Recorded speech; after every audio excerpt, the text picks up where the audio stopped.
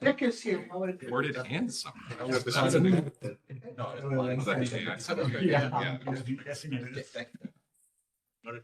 John. Hello. See you. How you doing? Okay, sure, too bad. Good. You work with somebody?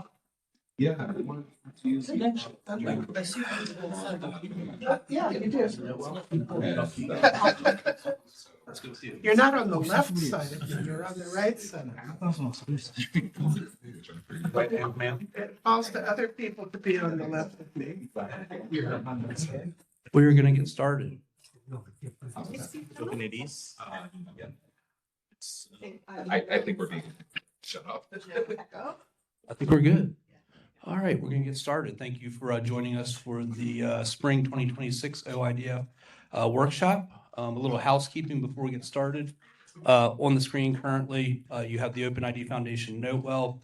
It references the, that's an old one. Antitrust statement.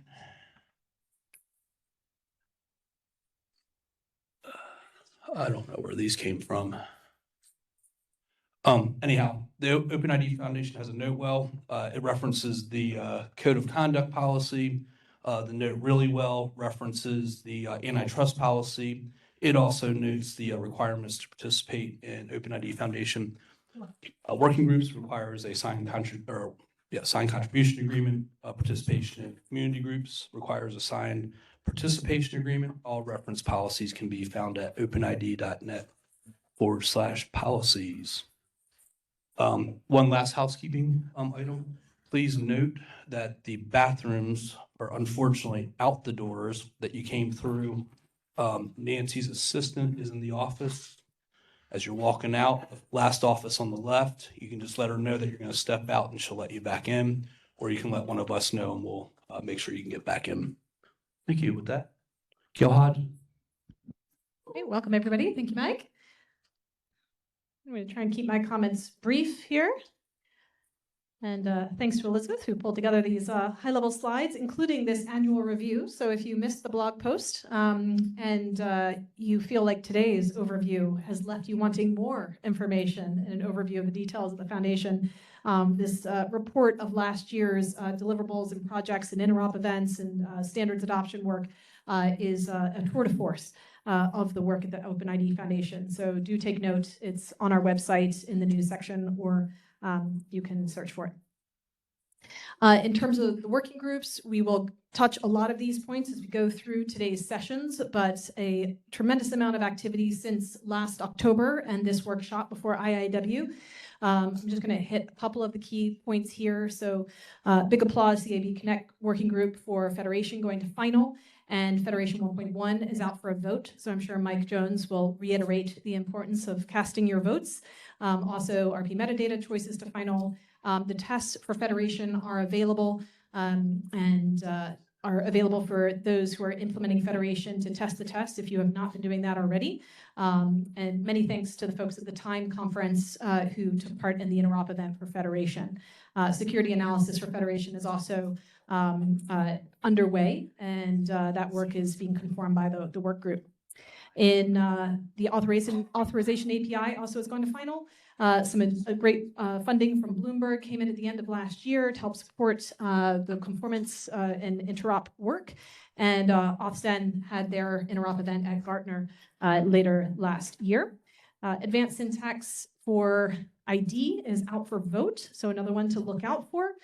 We've also been continuing our 2-year relationship with NIST on the NCCOE program. They recently released 1842, which is open for public comment right now. If you have interest in commenting on that work, which is related to mobile driving licenses and opening a bank account, then please do let us know. You're welcome to channel your comments through the OpenID Foundation. We have a call open to ask for individuals who would like to comment through us. Identity assurance errata is in review right now, and the vote will open up shortly. And then testing, the test is also open for try and make sure, for the OpenID for Identity Assurance family of specs. From the top on the right-hand side for FAPI, we'll hear from Nat shortly on the work on the TLS cipher suites, where we've got consensus established now to make some enhancements And then the publicly available spec work with ISO is well underway for FAPI 1 and FAPI 2. Both have passed the ballot with ISO by the members. And so we're just making sure we have those specs published by them as appropriate. So many thanks to Hadari and to Mark Verstegi, who have been driving FAPI 1 and FAPI 2 respectively through that process. And so co-chairs and the work group, of course, partnering in conforming feedback.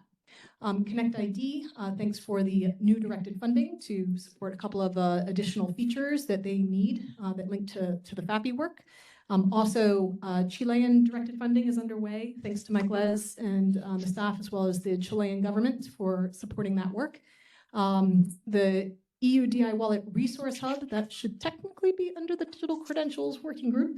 I'll come to that in a minute. And then testing the test, so FAPI, we are testing the kind of changes with the TLS cipher suites for the machine-to-machine. And so FAPI tests are available for anyone who would like to test that component. Shared signals, those tests are quite mature. We haven't yet taken them to final with a work group approval to publish them. So if you are an implementer of shared signals, the tests are available for you to continue testing the tests. And then on the digital credentials protocol side, we'll hear from that work group shortly. Big applause since last workshop on the HYPE going to final. And VP and BCI and HYPE will hear more about the work on 1.1 and 1.2. Self-certification and the work on testing the tests is kind of two separate points there, but testing the tests, Joseph made a call earlier in the DCP working group to continue testing the tests, especially if you have not done so in the last month or two. A lot of enhancements, including integrating FAPI tests to that work. And then World Bank webinar a couple of months back was a great success. About 140 people took part with representatives from governments at the C level, learning about the verifiable credential suite of tests, suite of specs. And last but not least, iGov implementers draft has gone to 1.0. So congrats to John Bradley and to the MITRE team and to the iGov work group for hitting that milestone. All right, I'll step back through a lot of that as we go through the day. Also a few headlines from our community groups and the chapters, and I'll ask my colleague and friend Hiro to step up and kind of share a headline on the OpenID Foundation Japan in a moment, if you want to join me. So on Death in the Digital Estates, congrats on the publication of the final paper to that community group and to the editors of the paper. Really exciting milestone, and we'll talk about the media coverage of that white paper shortly. Ecosystem Support Community Group has a reference architecture on open data that's open for comments. The Peruvian government recently just joined that community group, which is great, adding to the ecosystem participants. And they're starting to pull together maybe not a reference architecture. I think you said, Dima, that's not quite the right term, maybe a best practices for a digital identity document. So that's one of their next deliverables we'll hear about shortly. On the Australian Digital Trust, they've supported feedback to both the Australian and the New Zealand government, several different requests for comment in the last 6 months. And they also had a very successful hybrid event earlier this year. Then on the AI community group, we are going to hear from them in a panel later today. And the board is going to have an open discussion on some of the learnings that we will have had from today and as we go through the week. So hot topic on AI, I think, on all sides. And then City Hub will talk about this in a moment as relates to ITU and a work item there. But we're going to hear from David Keltz on trust management, which relates to the work in City Hub and the work with ITUT. So Nihiro, love to hear a few words on what's happening at OpenID Foundation Japan. Hello everyone, I'm Nihiro Fujien from the OpenID Foundation Japan. And I'd like to introduce some activity in Japan. Today, Mr. Hamaguchi-san and Nakashima-san from the digital agency in Japan, and always we OpenID Foundation Japan supports the Japanese government to adopt new protocol or new architecture onto Japanese national system like national ID or driver's license or some kind of certificates. And we support their working group with Nat and as well as me, and to use their some specification related to the verifiable credential or kind of that. And also, there's other activity in Japanese government to use these digital credentials to identity proofing, identity verification. So, as a co-chair of the KYC and Identity Assurance Working Group, we always support them to use this specification. And in fact, the Japanese government start using the identity assurance specification onto their government identity system right now.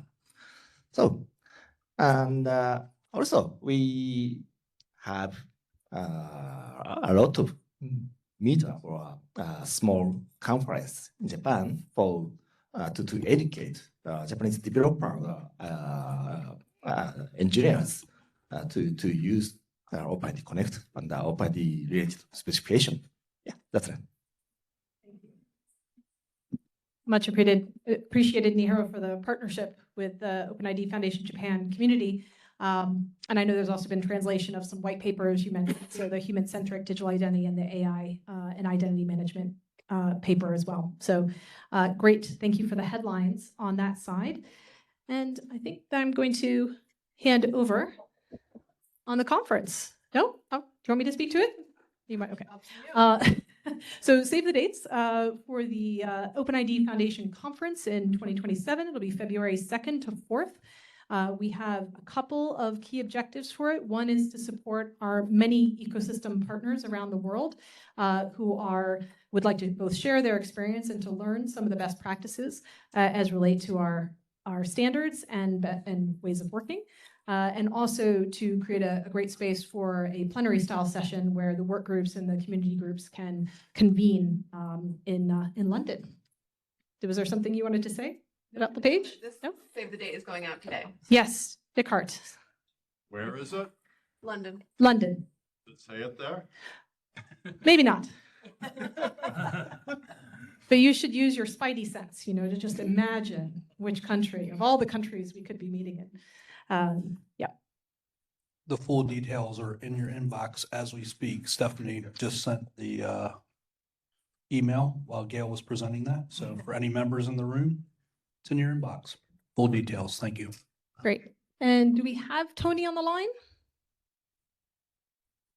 If we do not, I can speak to the slides.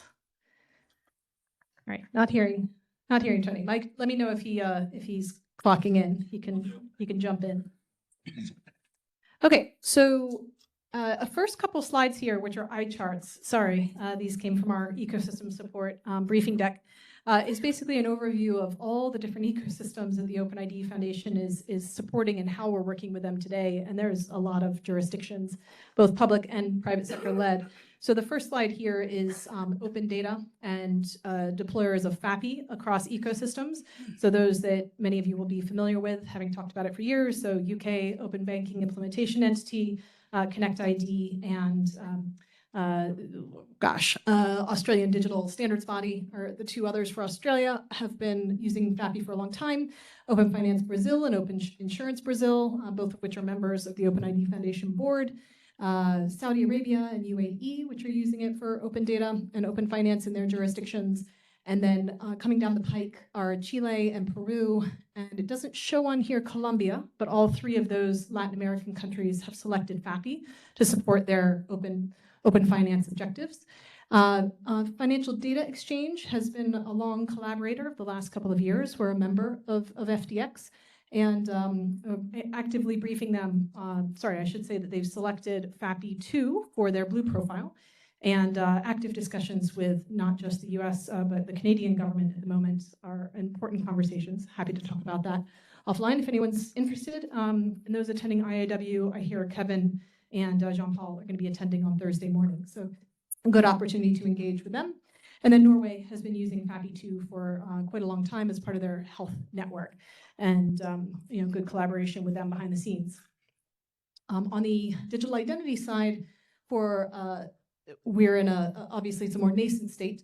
We've had an ongoing collaboration with California and had the hackathons with them 18 months ago. One here in Mountain View and the other one up in Sacramento, both on the OpenID for verifiable credential tests and MDocs. With NIST, we've been collaborating on that same NIST NCCOE project. And then the European Union is the heavyweight, I suppose, in terms of the work of all those 27 member states that are adopting OpenID for VP and VCI. And then India announced that they're using our standards as well with VP and VCI. That's integrated into the Aadhaar app that's live. I should say they don't talk about it that actively, but it's true. The head of the CTO of the program said, yes, it's definitely using VP and VCI. Last I knew, they were updating from one of the older draft to VP 1.1, for those who are tracking the details.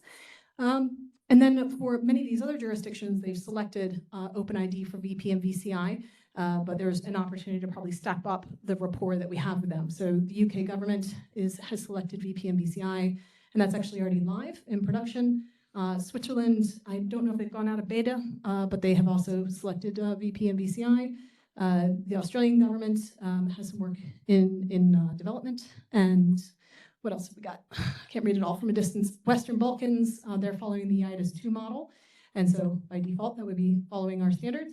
The Taiwan government announced a year or so ago that they're using our work. I've heard from a thought leader in Africa that there are 3 countries that have selected the IIW model, and that would also mean the VC specs.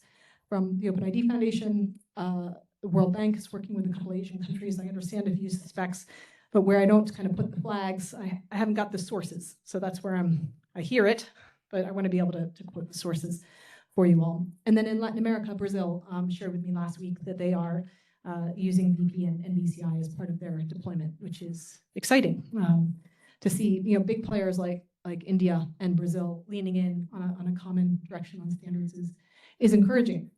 If anyone's interested in the UK request for comment, I made an ask last week to the DCP and the FAPI working groups to let me know if you wanted to comment on the UK request for comment all around digital identity and questions relevant to this group. Actually, did you want to talk about anything in the roadmap? I don't think there's a separate slot on the agenda. I'm looking at Dima just to check if you wanted to say anything specific to, yes. Do you want to say anything about the ecosystem support? The later one. You have a later one, okay. Oh, sorry. Let me go back. No, too many slides.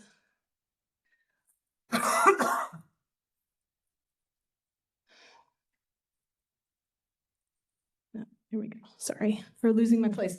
Okay, so the OpenID Foundation board had realized we had a lot of traction from these ecosystems we just talked about with our existing operating model, where we offer self-certification and we have strategic relationships with ecosystems. And so that served us quite well up till now, but we were starting to see that the volume was picking up, the scale of adoption was picking up, the flexibility we might need to offer was shifting. And so what do we need to do to continue to be meaningful and important in supporting the global community as they adopt our specifications?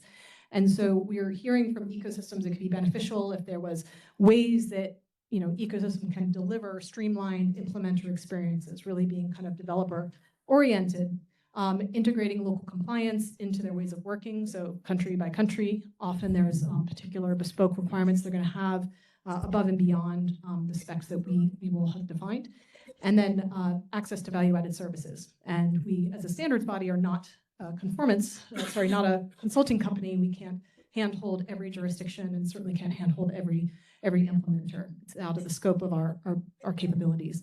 We also have the possibility of concentrating our expertise, which we do in our work groups and our community groups, and we can enable direct communications. As we found when there's a high-risk situation, like a responsible disclosure, having a direct relationship with ecosystems and key stakeholders really matters, so we can get critical information to the right decision makers in a timely way, and have the option of back channels there where we can speak directly, not necessarily in some of the open forums. So how do we balance that while we're still supporting competition in the global community and in individual jurisdictions? Sorry, hearing background noise. So we have this as our kind of construct and what we want to improve. We saw the benefit of adding a third option, not just self-certification, which is a la carte, come as you will. You can self-certify if you wish to, and you can pay a modest fee for self-certification. Or if you're big in ecosystem, you can have a strategic relationship like we do with many of the ones in green on the prior slides. But now we'd add this third option, so an independent conformance testing program where third parties could license our conformance testing tool, providing they're in a contractual relationship and operating the testing tool in a way comparable to how the OpenID Foundation would run that tool itself. And so with that, in theory, would this help us to scale up the support? So we took that decision about a year ago to set up this third-party independent conformance testing model with a plan to launch it this calendar year. And so we're working towards that in the next couple of months. And the kind of big picture on the roles and the structure, the OpenID Foundation would continue to play a central role defining the key requirements, also providing the tests and test suites and maintaining the tools as Joseph and his team does today. But we'd also have that register of authorized auditors, as well as a register of the testing service providers, a conflict of interest register, and also ensuring the sustainability of the program for the benefit of everybody. And so you'd have a relationship between the authorized auditor, which we have the first MOU signed by Kintara, our peer nonprofit. And 5 entities have signed the MOUs to be an approved testing service provider: FIDO, Theme, Bixie Labs, Trust ID, and Radium. Both of those have been announced over the last month or so. And the test service providers would then have the contractual relationship with an individual entity. So in the European context, this could be the approved test service providers may also be a CAB, a conformance assessment body. And so these can be very complementary to support what the European government would like to do, for example. It could also, there's no specific number of MOU partners that the OpenID Foundation could have. So if, for example, a government wanted to operate this in-house and they have the skill set to do that, like Saudi Arabia and with the Saudi Arabian Monetary Authority, they have some skill set for conformance in-house. Somebody could do it in-house if they wished. Could also be a large private entity like a digital platform could be running this conformance suite in-house and help support the goals of cross-border interoperability by doing that. All right. To complete the kind of point on the commercial model and that being scalable, the model that Mark Hain and Antonio Duarte came up with and the board approved is that essentially the tested entity is going to pay a fee to their TSP provider. That's typically what they would be doing anyway. And a portion of that fee would be a set rate that would come back to the OpenID Foundation. So the fees are same, everybody in the world, same key terms as far as the OpenID Foundation is concerned. And the goal for the OpenID Foundation is to set that at the lowest possible rate that it could to support scale adoption. And then the approved testing provider would pay back a piece of that to the OpenID Foundation. And then there would be whatever appropriate frequency with the authorized auditor that we set within the terms. So before setting up, there's an authorized auditor review. And then once a year, there might be a lightweight review. And then every 3 years, a full scale review. Those would be like the flows of funds. And as I said, the ultimate goal is not to make this cost prohibitive, but actually incentivize the outcomes that we're all trying to achieve. The program has been working at pace with checkpoints with the board pretty much monthly. And those MOUs came through, as I mentioned, about a month or so ago. And we'll be briefing the board on the latest this coming week. And again, the goal is to kind of launch this quarter. And it's really subject to the contractual process shaking itself out. And our intent is for the contracts to be consistent across all the players. Again, we're not trying to bias anyone towards one player versus another. We're trying to have a fair playing field, both in the commercials as well as in the contractual terms on the way that one would engage with the OpenID Foundation. Okay, with that, may I bring up Bjorn, talk about ITUT. If you have any questions on the conformance scaling program or you think it might be relevant for you, please reach out to anyone at the foundation, Joseph leading the team, or Mark Hain, or myself, or Tony Duarte. Any of us can help answer your questions. Are you staying? Yes, I will stay. How do you move the slides? Okay, got it. Okay. So this is an update on the foundation's liaison to the ITUT. So background. The foundation established a liaison with the ITUT Study Group 17 that works on identity management to establish collaboration on standards-based identity management and privacy-preserving approaches to the digital ecosystem. And so this was established about 2 years ago when the work started. The intent was to expand the adoption of OpenID Foundation specifications globally. And so ITU2T gives the foundation that part. So there are parts of the world where you either have to be ISO and or ITU specification for the government entities to reference those technical specifications. So even though the foundation specification may be technically valid, it's not possible to reference them in those ecosystems. And so this is a way for the foundations to expand the adoption of the specifications that the working groups produce. So in terms of adoption, the first specification was the OpenID Connect Core specification. It is now formally an ITU-TE recommendation, X.1285. We have submitted both the FAPI security profile and the attacker model. It is now a work item, and that is the starting point to take a draft or a specification to a final recommendation. And so we're on path to get those approved by the June meeting. And so following that, there is a intent to submit more of the work done by the foundation, including additional OpenID Connect Core specifications, OpenID for IDA, OpenID for VC, and shared signals framework. So again, the pace is dependent on the workload of ITUT and also the budget of the foundation. So it is a fairly lengthy process. We had two options. One is by incorporation and one is by reference. The difference is by incorporation means that you have to format the OpenID Foundation specifications to an ITU format. By reference means that you have a cover page and you retain the format and everything of the original OpenID Connect specification. It was deemed preferred to do by incorporations to allow ITU to have a more of a belonging in the specification. So that is why it takes a bit of time to convert specification, but also go through the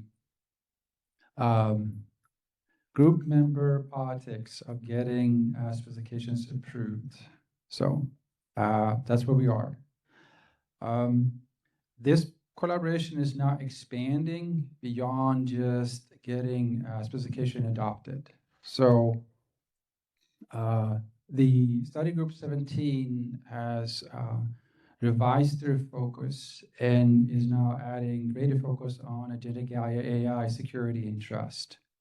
And so there are several new work items within the study group 17 related to agentic AI and trust models. And so given the work by the foundation, there is a joint interest in expanding identity for humans and non-humans in this aspect. There we go. So there was a workshop March 31st, and so that kicked off some of the work that study group 17 is working on, and also getting outside feedback and input on. And so this slide is one of the slides that Arnaud Tadot, the chair of study group 17, had prepared just to highlight the changes in how study group 17 used to work and to where they're now changing their focus. And so as you can see, 7 out of the 40 work items are directly related to agentic AI. What you also see on this slide is that there is a series of workshops being planned. So the workshop on the 31st was a kickoff to getting this external collaboration on this topic. And so there are 2 more workshops being planned with different focuses. but in essence, it is to get input on some of the work they're working on. So during the workshop, we had 4 presentations that are related to the foundation. And so Gail did 2 presentations. I did 1, and David Keltz, they will be here after us, also did a presentation on trust vectors. And so it's going to be I included the URL for the program. In the program, you can find links to presentations for each session. So, you want to cut this? So this is part of the context of the work that David Keltz will speak to shortly.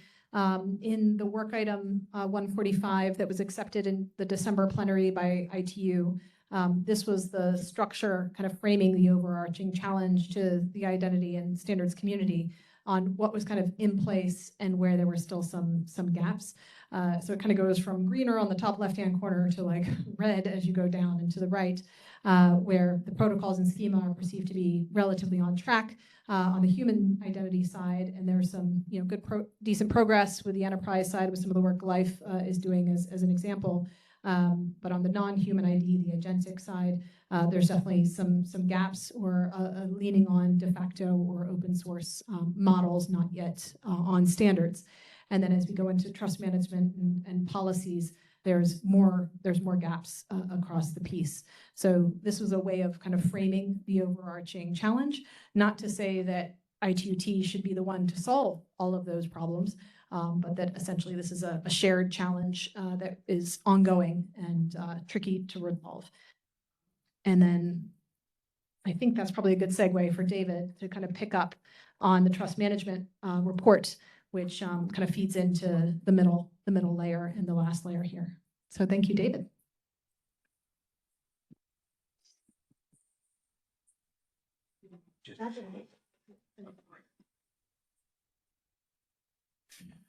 Great. It's an honor, and I'm excited to be able to talk to you today about work we're doing in City Hub, and basically on trust management and trying to take a viewpoint from above the ecosystems, plural, that are building out, and see whether we might find a way to provide some guidance for ecosystem operators, which you might call federation operators, to start to customize and guide their ecosystems where they want to go. So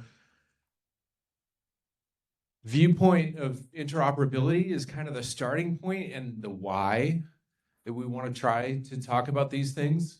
We tended to spend a lot of time down there on the base and the standards cooperating. I actually heard a comment as I walked in the room about the same thing, we know the standards work from the interop events that we have, and that is one base of interoperability. But then you have some additional layers in order to get to the point where we want to be able to travel the globe with wallet credentials, with login credentials, and use them. Second one, we're kind of running headlong into in the United States right now, this usability area where there's resistance to doing this, where people are struggling a little bit with QR code reading, where the consent dialog pops up when the device is inside a little tray being read, and where relying parties have a technology mismatch with what's at checkout and what's on the phones. And so there's this slow pace to the adoption and the acceptance that comes from the challenges in this layer. Then up on then with City Hub, we've been looking at these 2 top layers. Can we provide some conventions? Can we provide an outline and framework for an ecosystem operator to make decisions about how they want their ecosystem to work?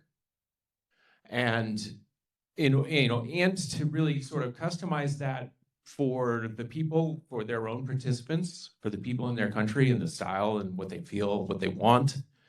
And then above that, the next layer is this global interoperability, the mapping layer, where Elizabeth has a group that's working on how do you map the requirements from one ecosystem to another so that you can be portable, interoperable, and take these across. And when I say, when I keep saying credentials or something. I'm talking about sort of wallet and login credentials. All right, so the first thing was deciding what we mean by trust. Every ecosystem participant has risk, and you mitigate that risk with communications. So conveying information about what other participants are doing, especially in real time, can help to mitigate the risk for those participants. If you look at it from a user point of view, they're going to have their own risks. You hear a lot of them in the resistance to having wallet credentials. So being able to be transparent about system operation is important. To have privacy messaging is important. To be able to mitigate their risk, same on the relying party side. So that's sort of the definition we're operating on. And then you'll see this when we get to the trust elements and mechanisms. Things that are true about credentials is that people they go to college in one place and end up with a credential and then come back. They work in a different state than they live in. So they're, crossing borders there. They may have seasonal work where they come into a country with a work permit and work for a time period and then go back to a home country. So people, and they have preferences in the wallet applications that they want. So and the ones that either match with their relying parties, the places where they use it, they match the technology there, or they have a certain preference about it. So there's a lot of things that start to add complexity to ecosystems. And then on the relying party side, there's existing workflows, existing customer flows, and how they encounter and process people. There's context where they want to identify themselves and want to identify the customer the same across the web and in-person flows. And then there's all different kinds of policies, from regulations to certain like corporate policies to tighter policies and different risks that they have. So all of these have to be taken into account when you're talking about these ecosystems. So this idea of multiple cards in a wallet, multiple accounts, essentially, crossing borders, and these add dimensions to ecosystems. And it really, when you start to picture this, you can see how complex this is for an ecosystem operator to start to think about, because you're actually almost always talking about taking something that you're going to use in credential and use it across multiple different ecosystems.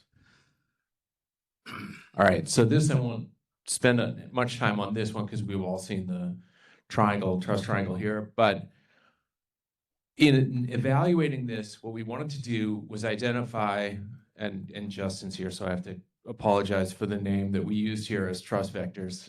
It's not vectors of trust like the previous one.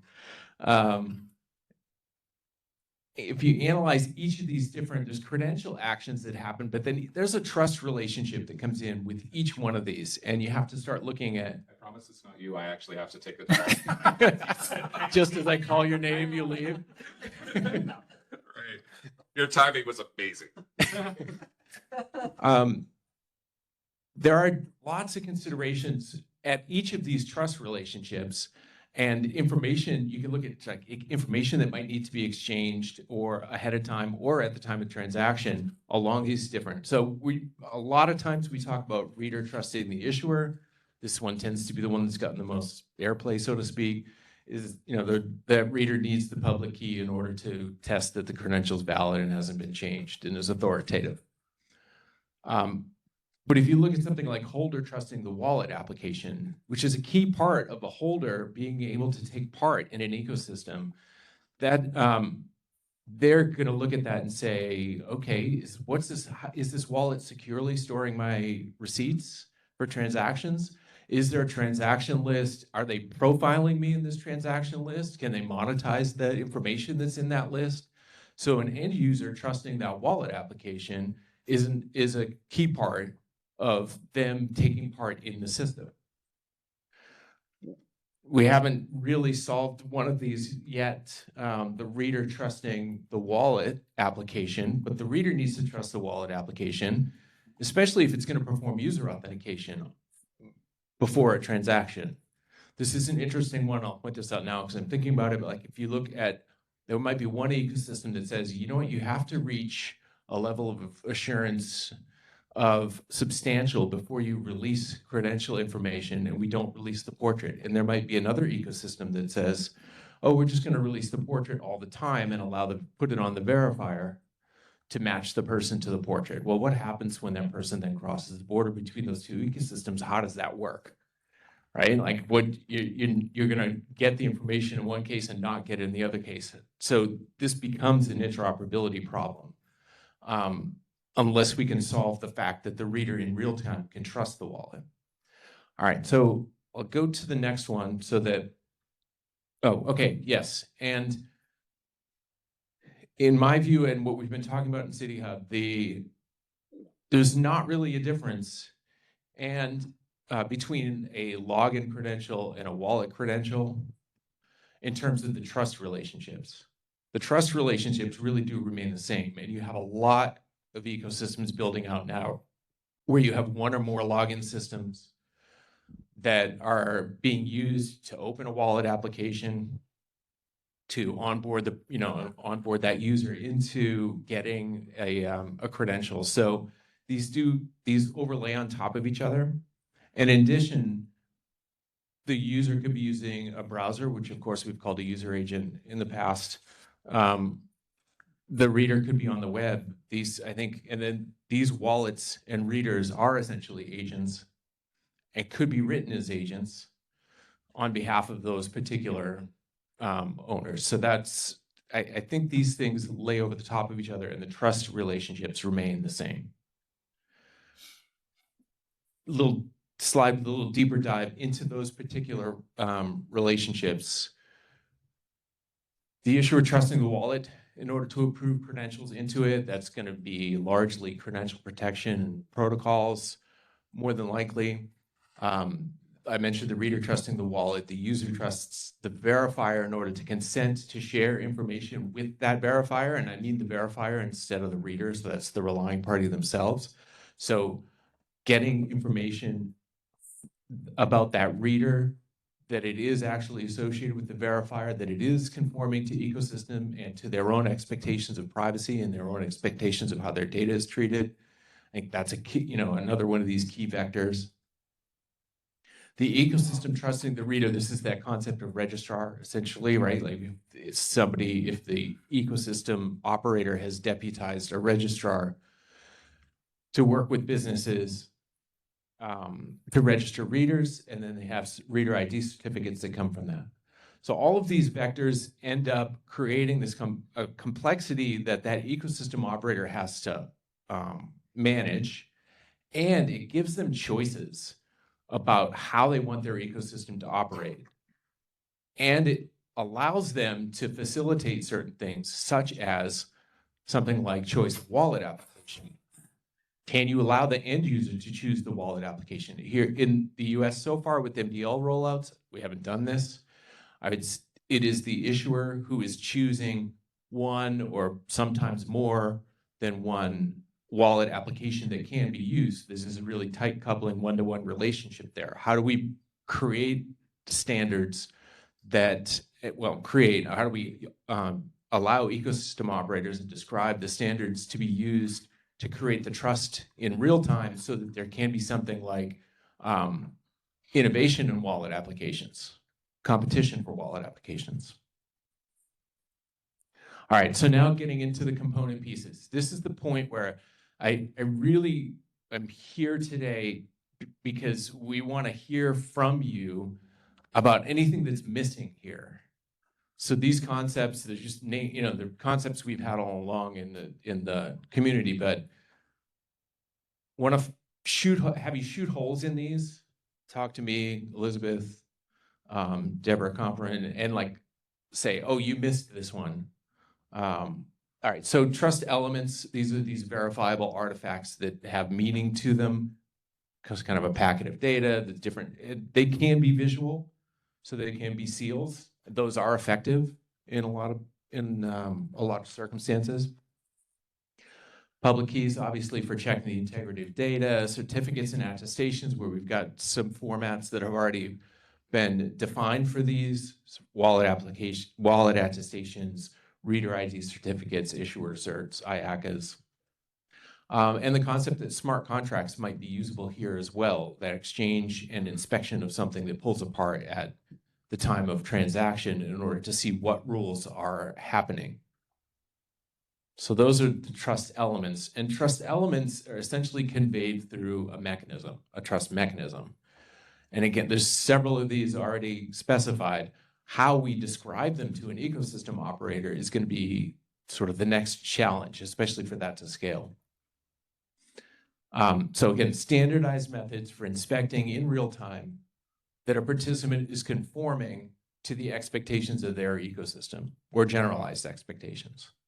And then the conventions, which is a layer that sits on top of that, that's the requirements that an ecosystem operator puts together to say, you know what, in order to take part in my mechanism, this is what you have to have done.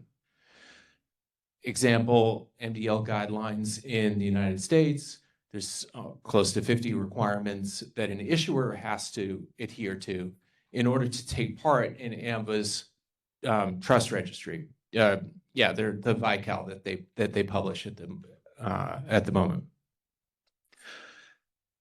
So that adds meaning to that VICAL. It adds meaning to that mechanism. And this is what ecosystem operators are going to do next. They want to say, this is what I want. This is how I want meaning. This is what the meaning that I want in my ecosystem. Therefore, I'm going to put the requirements together and I'm going to attach them to the mechanism. And that's a way of having control. This could happen on registrars for readers. It can happen with issuers. Or to sort of give you a picture of it, it's like the elements flowing through this pipe get controlled by the fact that there are requirements above them. If there's alternate mechanisms for this, I'm absolutely willing, we want to hear about them. Different mechanisms that exist. The managed lists, public key directories that we've seen like ICAO, revocation and suspension interfaces, trusted and secure endpoints. That one in particular, I see, like look at OpenID Federation is this sort of well-known endpoint. It is secured and can be used for communicating some of these certificates, verifiable credentials. The goal in describing these for you today, one of my goals in describing them for you today, is that we want to see the standards develop sufficiently enough that they can be used to convey this meaning, to convey it, to allow ecosystem operators to promote the variety and the customization and the expectations of what their ecosystem is. So looking to sort of spur standards development as well along a particular line of thinking that adds these additional layers of interoperability. So some examples of considerations, and I've mentioned them along the way, but can a verifier identify itself to that customer the same across in-person and web? Does that mean that I'm going to have to register through different mechanisms? Should those mechanisms be similar from the point of view of the relying party? Does it then have to go and register every country in which they're going to in which they're going to do business? So how do we, at a meta level, start to create something that's workable and scalable so that we can get to the interoperability we're looking for? And I mentioned the wallet ones too, right? So just the also on the, are there already business associations in the US? We've got Better Business Bureau, which is a seal that has meaning. Couldn't those be applied? Can an ecosystem operator then turn to the associations in their country and say, we want you to do a trust seal, a trust mark. We're going to, you can use it. We would like you to be a registrar. I think this is one of the ways that we might solve the very unmanaged ecosystem we have in the United States, is by allowing associations to take on this particular role voluntarily, set their requirements, create seals, create a list, and then start to build up the trust layer that we need in the ecosystem. And then how does any participant in the ecosystem discover the fact that there are, so, you know, that there is a trust mechanism out there. This is another challenge we have. I've seen some things recently like trust spanning protocol from TOIP that has potential here, but you know, what's the discoverability of these mechanisms?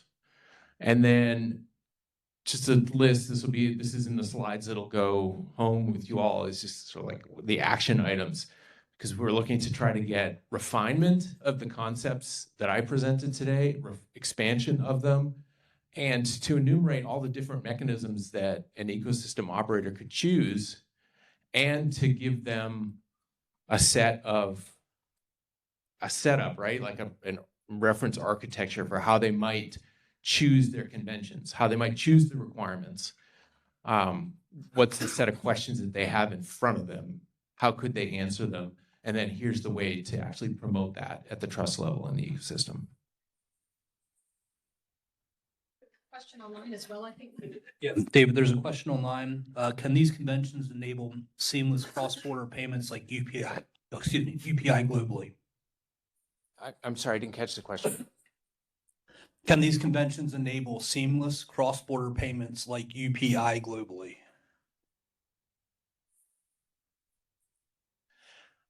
I actually hadn't even thought about it enough, and I probably don't know enough about the payment space to know for certain, but it's money transmitter licenses. money transmitter. I just know that you need certain licenses to operate as a money transmitter. So UPI is a real payment mechanism, has other hurdles. Conceptually, I don't see a reason why not, but I also don't know how to answer the question with any expertise.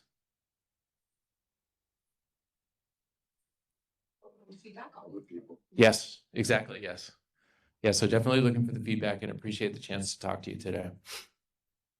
Other questions from the audience or comments? So we thought, just to recap, ITUT has a work item open on this. It's doing a series of workshops. One just happened in March. Another couple are coming up in June and July. David's been co-authoring a work product on this that would be the technical report underpinning that ITU work item. So there is a train moving on this. And so if you got any questions or comments for David and Deborah, who are holding the pen for this City Hub workstream, it would be very valuable, and happy to hear darts and critiques and this is terrible. Like any of that commentary is actually really valuable. Were you waiting in the wings to comment on this, or? Okay.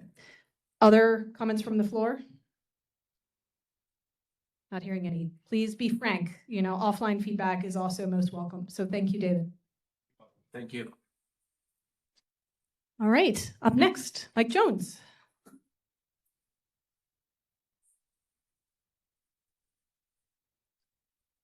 Good afternoon. Glad you're all here. I get to talk about what's been going on in the OpenID Connect working group for the last bit of time. So my page of highlights, OpenID Federation became final. That Gail already mentioned that. That was a long journey.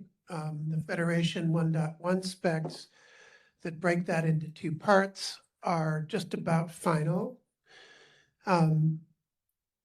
There's a Federation interop that happened in Amsterdam in February. The RP metadata choices spec that's used by Federation also became final. The security analysis that Gail mentioned has been approved. I'll talk more about that. Underway. Not really approved. Underway. Yes, it's underway. Thank you. We had a working group last call for the ephemeral subject identifier spec. We adopted the Federation entity collection spec, which I'll talk about. And Frederick, who's in the front row here, became a co-chair of the Connect working group. Thank you for stepping up. And And thank you to John. bearing that load. And we thank John for his years of service, as they say. He's a busy guy, and so couldn't make the calls at the scheduled times. And we're glad to have Frederick to step in to carry some of that load. Thank you, John. If watches meant something, I would appreciate one, but We can do an open foundation sticker of a watch. All right. Today. OpenID Federation, and I'll now go into details in some of the things I talked about. So OpenID Federation, most of you know about, it enables trust establishment in multilateral federations. The core functionality is actually protocol independent, but there's also a description of how to use it with the OpenID Connect protocol family. We finished that in February as a result of numerous interop events and deployments. And like we did with OpenID Connect, a decade some before, we had a bunch of interop events. We incorporated feedback from the developers all along the way and the deployers to improve the result. And for a while, we've had some conformance tests for some of the core functionality for the trust chains and whatnot. And we also have conformance tests for both kinds of OpenID Connect registration used by Federation. That said, there's more test descriptions to be put in place. And those of you with implementations are encouraged to test the tests and provide feedback to the certification team. So near the end of the journey, there started to be recurring feedback like, well, I don't need the Connect specific stuff, for instance, to use Federation in a wallet. And I don't need it for some of the other potential ecosystems as well. So can't you split that out into a different spec? So we waited until we were in final review for 1.0 so as not to slow that down. And then I spent 2 months largely just doing that, doing the editorial split. And the two results became OpenID Federation 1.1 and OpenID Federation for OpenID Connect 1.1. If you take those two in combination, they contain exactly the same functionality as 1.0 on purpose. But as a convenience to implementers and deployers, in particular, having the core not mix up all the Connect specific stuff into it may make that a little more approachable. Can you talk about who's adopted 1.0, like the research academic crowd and the scale of that? And can you talk about what it unlocks with 1.1, so FAPI adoption, VC adoption, AI use cases? Sure. So the adoption question. Should have put a slide on that, but Which is why I'm asking. it's used, for instance, in the Italian digital identity system with OpenID Connect for the trust establishment. And it being Italy, they have not one, but two national identity systems, so more power to them. It's used in their EUDI wallet. It's used in the Swedish national identity system and some of their use cases, including healthcare. It's used for some open finance use cases in Australia. Dima can talk about that. There's some use in the academic federation community. There's an EduGain pilot. We always imagined that EduGain was one of the use cases, Roland Hedberg. So that's happening. The Guion incubator folks are doing pilots. There were a lot of folks waiting until it was final before starting to do production deployments.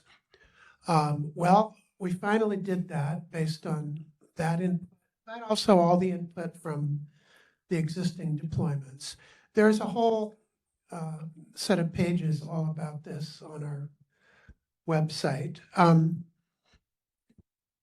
As for what 1.0 enables versus 1.1, from my point of view, again, by design, they enable exactly the same thing. It's just that 1.1, you can read it without having to read any of the stuff about OpenID Connect, because if you're doing a wallet, you don't need that. And in a subsequent slide, I'll talk about wallet use cases. What did I forget? A tool? Go ahead. Give a tool a microphone. Yeah, you didn't forget anything. I just had a question. Okay. Do you see any work being done about applying OpenID Federation to workloads? That's a really good question. And I'm going to pivot your question not just to workloads, but there's all these agentic workloads right now. Not that, in some ways, not that those are different than other workloads, other than they may run on the open internet. I mean, if you look at Spiffy and whatnot, that stuff is all presupposing that there is an API that you can call to say, are these parties authorized? Well, that works in a closed ecosystem. But, you know, if you look at all the numerous presentations about identity for agents and how it relates to identity for people and identity for merchants and sellers and buyers, that happened at IETF 125 last month, global trust establishment was not a topic that anybody got down. And so I expect that one of the great conversations we'll be having at IIW and the Agentic Internet Workshop to follow is, how can you do trust establishment in an open system where two parties haven't pre-established a trust relationship? Well, guess what? That's what this protocol is about. Yeah, I just use workloads as a euphemism for AI. Okay. And We go to see that you. URL at the bottom and vote if you haven't already, please. So just like we have a spec now, the Connect 1.1 spec, that's a profile for how to use federation with OpenID Connect just by itself. For a while, we've had a profile for how to use OpenID Federation for trust establishment in wallet architectures, the issuer holder verifier model. That was inspired by how Italy's actually doing it. Although I had some conversations last week in Italy about some nuances of what if a wallet issuer has more than one kind of wallet, but I'm not going to go there. There's more work to do, but we're advancing that. So I got invited to go to a Federation Interop event at the Trust and Identity Management Europe conference in Amsterdam. We had 9 implementations, people from 9 countries, not quite as many as we had at SUNET the previous year, but still quite representative. And you know what I really liked about that event? We didn't have to organize it. In fact, we didn't know about it till it was already organized. This came entirely from the community, led by Niels van Dijk of SURF in the Netherlands and Davide Vigente of Italy, of GAR. And, you know, a good time was had by all.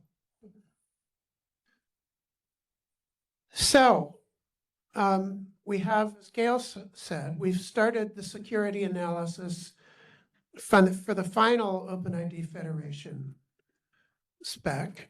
that began this month. And it follows the security analysis of the previous implementer's draft that was done a year and a half ago. As a reminder, in 2024, the clever boffins, as the Brits say, the security researchers in Stuttgart, ran a formal model against OpenID Federation and found an actionable vulnerability. So, good for them. But it applied not only to OpenID Federation, it applied to OpenID Connect and JOT client authentication and pushed authorization requests and client-initiated back channel authentication.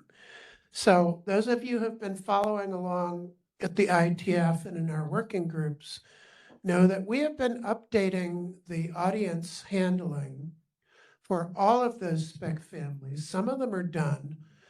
Some of them are nearly done.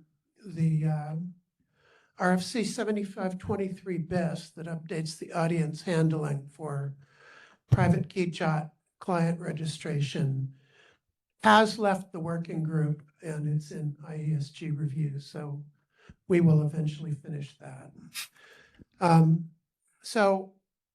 They found some other things, but this was the highlight. And one of the reasons we decided, let's do this again, is we have made changes. We want to see, what do they find this time? Hopefully we've closed all the security problems. They may find new things. We just don't know. So we find it before Mythos does? Well, we find the vulnerability before Mythos does?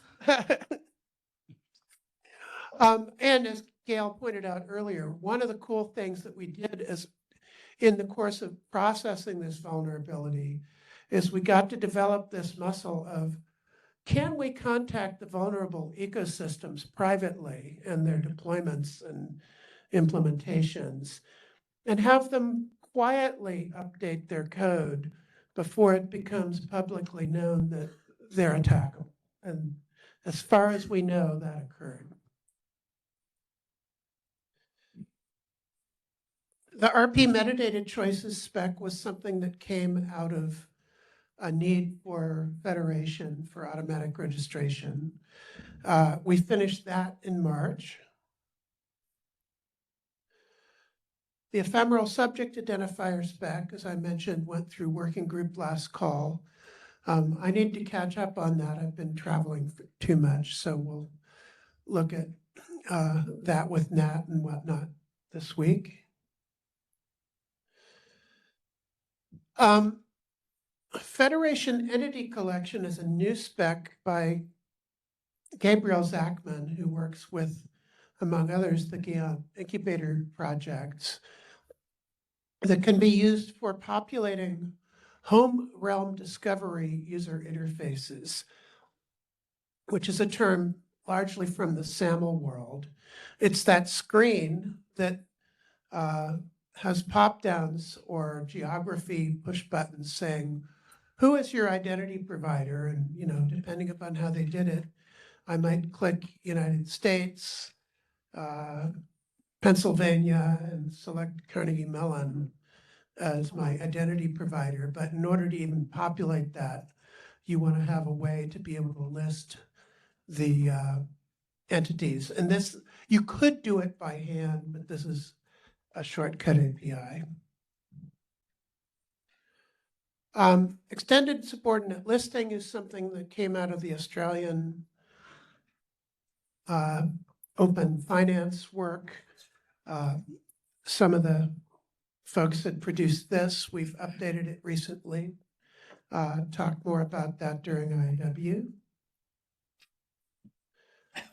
Then there's a set of specs that Dick is a co-author of, or an editor of. The OpenID provider commands have been being updated to incorporate feedback. The enterprise extensions, similar status. The OpenID Connect key binding spec is one that's been actively discussed. Because of the way it does proof of possession and some of the features.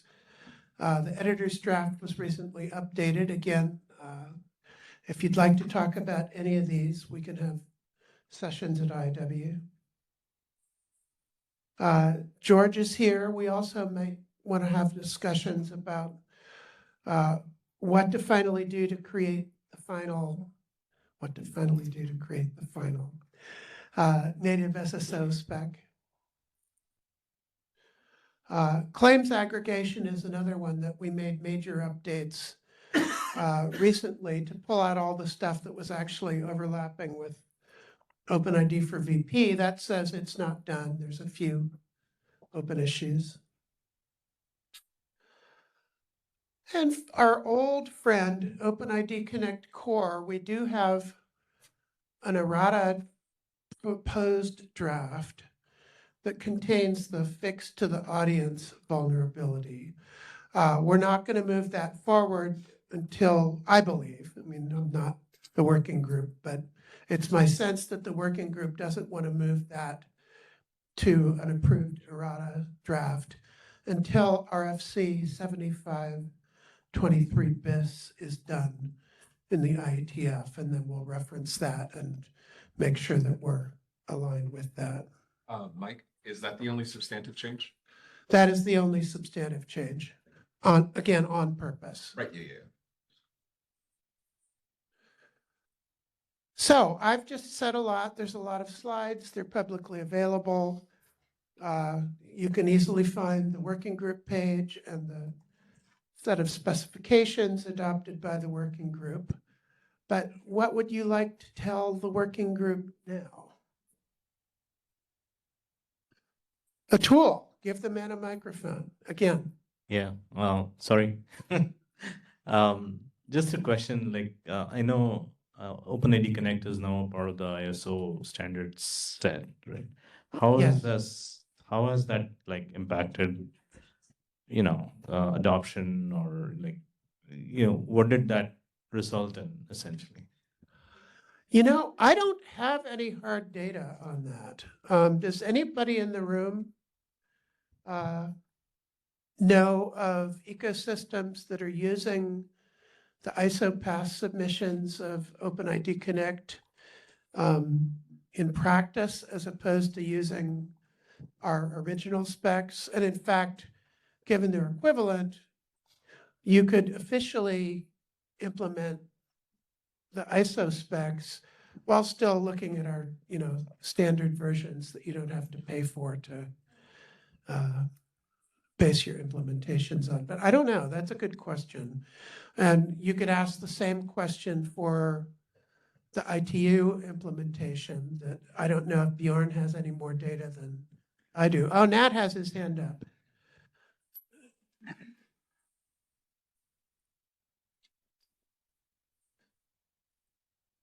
So UK regulation is referring to ITUT version X125254, whatever, right? Instead of referring to ITUT or ISO thing from the regulation is much easier than to refer to our standard. So that's one data point. I saw another Japanese regulatory related stuff, which is referring to ISO number instead of OpenID /X, something like that. So that's another data point, but yeah. All right, good. Any other questions? It looks like we have a hand raised from Priya on the line. I would also just like to introduce Priya as one of this year's Kim Cameron Award winners. Yeah. Woo! Thank you. So I'm just curious. I just got to know about the Hello Co-op, and it's mainly based on the OpenID Connect, right? So you can share more, like, how, are already companies incorporating it, or? Give Dick Hurt the microphone. What's the question?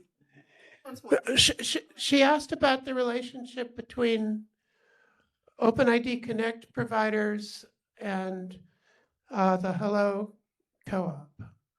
And that some of the providers are not speaking OpenID Connect. Is that an accurate summary of your observation, Priya? No, I'm just asking, like, I just learnt about that. I was looking at the portal and everything. So I just want to know, like, how many providers or companies are already using in terms of enterprise SSO and things like that? Maybe reach out offline, Dick. Yeah, feel free to reach out. We're not publicly disclosing how many customers we have at this time. Oh, okay. Who do I reach out to learn more? Because I'm kind of interested in the SSO, enterprise SSO space. Who would I reach out to? You can just email me, dick.hardt@hello.coop. We'll put this in the chat for you, Priya. And Thank you. I'm speaking a little later on, and I'll have my email in the slides there as well. Thank you so much. All right, thank you, Priya.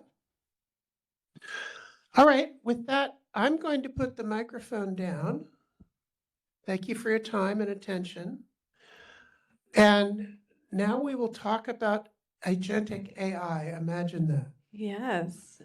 Imagine that, agentic AI. Let's bring our panelists. Do you want to stand or sit? Sit. Okay. So I think, Dima, are you joining this panel? Oh, Gail thinks you are. You've been nominated? The ecosystem support community. And a tool should be coming up here as well. So we have Sarah Cicchetti, we have a tool. Oh my gosh, I don't know if I've ever said your name out loud. Tosha Bagwale. There you go. And Dima Postnikov joining this panel.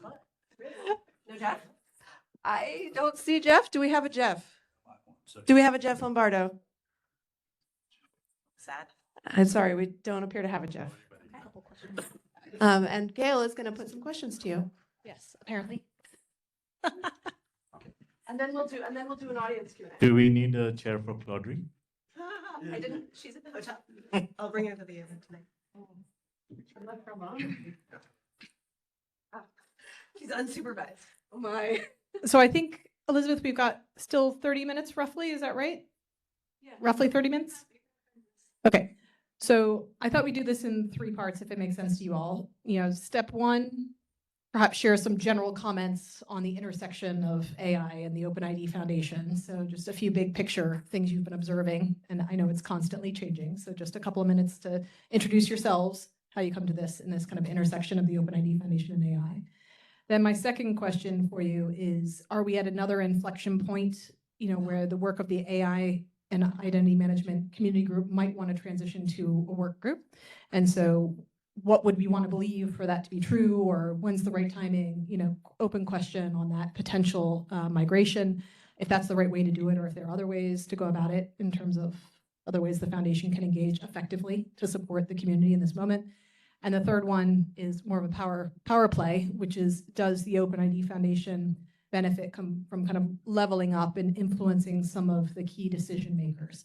And by that, we've heard some conversation in the ecosystem support community group around the role of CSPs, the role of vendors, the influence that financial institutions and other major clients can have, and riffing for a little bit on what good could look like as a precursor to the board discussion on this topic on Thursday. So with that, I know the panel is not terribly immersed in these 3 questions, but I know you're living and breathing it every day as part of your work. So let's start with the first part, and I'll go down the line with the tool first to kind of introduce yourself, and then also what you see as the intersection right now. Yeah, hi, I'm Atul Dulcibakwale, and just to answer your question about the work of the AIM community group, I think it's been a really good place for a large number of people to gather every week, hear about different perspectives, and we've had extremely good speakers. What we do need to do a better job of is recording those and publishing them as official OpenID video content that I tried to spend some time on it. It just takes too long, and I gave up, right? But for those who can attend at that time, it's actually quite meaningful. So what we do is on every other Thursday, we have the AIM general call where we have a speaker that speaks about some topic related to AI identity management. And every other Thursday, we have the calls for the specific subgroups, and Sarah can talk to at least some of that. But we have 3 subgroups: use cases, taxonomy, and threat model. And those I think there's some good work there that Sarah can talk to. On the other thing about sort of making this a potential working group, I think there's a lot of value to that. I think there's some work, especially I think Peter Kesselman, Brian Campbell, I think Jeff Lombardo, Jeff Lombardo, Nick Steele, yeah. Yeah, so there's a few of them who created this sort of best practices document. I think something like that coming from either the OpenID Foundation or wherever, I think would really help the community to identify a particular way in which you can organize all the existing standards that can deliver good guardrails around AI, right? So at last month, when everyone gathered at the RSA conference, there was a lot of discussion, as you can imagine, about AI and security. And one of the things that I would like to throw open as a sort of a challenge to the community is, how do you translate intent or charter or mission? There's a bunch of words people use for how you express what you want an agent to do. And think about not just the interactive use case when you're just giving a specific task, but also the autonomous use cases where the agents can go on for a long time. How do you translate that charter into permissions for specific tasks that the agent wants to do, right? That seems to be a challenge that everybody is hitting, sort of a wall. And if you solve that, I'm sure there's a lot of commercial success to be had from that, but also like it solves an important problem for the industry. So I'll just leave with those thoughts. Those two is a good to start with. Yeah, we don't need to get to the big picture one for a moment. Let's wait on that. Sarah. Yeah, so the group has actually been very prolific. There is a white paper that's up on archive.org if you want to take a look, that is about identity management in AI. But it's about 6 months old, and a lot has happened since then. So there's certainly room to refresh that white paper. Client identity metadata documents has been adopted as a permanent part of MCP. Cross-app access has been invented. Like a whole bunch of stuff has happened in the last 6 months, so we probably need to redo that. We also, specifically in the threat modeling subgroup where I'm the chair, we have been working on feedback to NIST. So NIST does not have guidance for agentic identity today, but they put out an open call to say, if anyone has experience or opinions here, we want to hear them. And so the threat modeling group put together formal feedback. I think it was like 10 pages. It was a fairly long document, and it's really well thought through of things that people in the identity community have experience with in terms of threat modeling and phishing and how we design protocols, that things that people in the agentic identity community should be aware of and should learn. And so that's been really useful. We also presented that work at the MCP Dev Summit in New York. It was well received. MCP does have a fine-grained authorization working group that we may be working with on the agentic AI side, but there's a question about whether some of this work should happen in the OpenID Foundation itself. And so whether, like we'll get to later, whether we need to formalize a working group to profile some of these things or extend some of these things for more specific identity use cases. But overall, there's been a lot of good content coming out of the working group, and it's been very productive. So if you haven't read those 2 papers, I highly recommend it. Thank you. Dima? From Ecosystem Support Community Group, I think that's probably why I'm here. There are 2 main themes that coming through in discussions about agentic. One is there is a recognition, like in the rest of the community, especially this group here, that there are a lot of existing standards that can be applied to the space. But we need to do some work to adapt them to specific agentic use cases. And the second part is probably recognition that a lot of the biggest missing piece at the moment in agentic space is around trust. And it's not dissimilar to what David presented with wallets, issues, and verifiers, not dissimilar to what we've dealt with in open banking space. It's really about the trust and making that trust decision. How do I trust this entity that's connecting to something and trying to do something? Whether they properly authenticated, can be trusted, and whether they authorized to do a certain action. So there is a lot of discussion that comes through in those two streams in our community group. So did you want to keep going? Yeah, just wanted to note that there's some interesting work in the OIDF working group where we are trying to map how MCP can work with OIDF. Alex Oliver here and I are collaborating on that. And a bunch of other people from the OIDF working group. Maybe that's actually a good thing to recap, and then I'll ask Bjorn if he's willing to kind of share his observation on the IPSI model. I'm coming to you, prompting you with a question I think you want to ask, Bjorn, which is what work is happening within the OpenID Foundation already, which could be relevant to agentic AI use cases. So you alluded to it a little bit, Dima, and you just riffed a little bit on the OFSEN, work group. But I'm hearing Federation, I'm hearing the metadata work on identity assurance, I'm hearing FAPI. Like, can you riff on each one of those specs that could be relevant, or maybe very relevant? I think that's probably a problem with the question that's been asked, whether we need a working group, because at the end of the day, what we need for agentic to make sure that we have secure and trusted agentic interactions is sitting across multiple working groups, across multiple specs. And that's probably the hardest bit, because you need a profile of FAPI, you need a profile of Federation, you need a profile of OSDEN, potentially how we manage it going forward. Because at the moment, community group is not the construct that is editing the specs. It's really just talking it's a discussion forum. Discussion forum, that's right. It doesn't belong to any of the existing working groups, but there is a recognition that it sort of spans across. Maybe we need some sort of a construct that can do the specs, but across multiple working groups. Yeah. Yeah, and they may look different for financial, for healthcare, for governments. Like the verticals that OpenID Foundation has already established for OpenID Connect are going to be just as relevant for AI specifications. Yeah.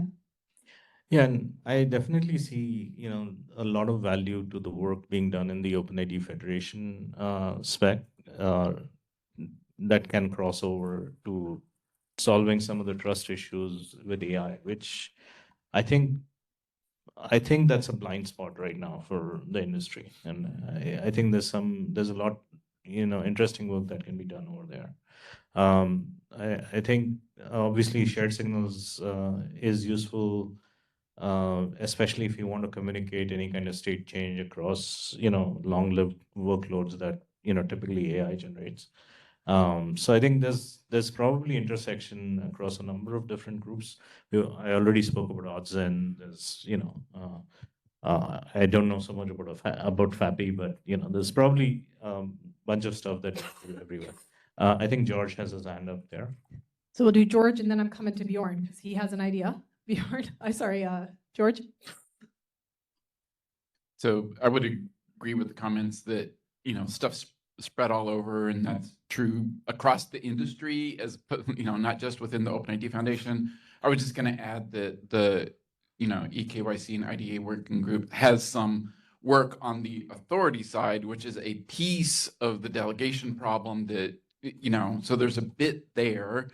I don't know that solving all of the delegated authorization problem in the EKYC group makes sense either. And I will not comment on the fragmentation of the rest of the industry. And obviously our friends at IETF are doing very important and interesting work, which you teed off with, the paper from Jeff and company. Bjorn, you had an idea. No, it was a conversation with Gail, hallway conversation, in where the way IPSI operates is they look at what exists and see if that fits the scope of their work or the intended use case, the use case to be solved. If it's close enough, then maybe the group does a profile on this specific to the use case.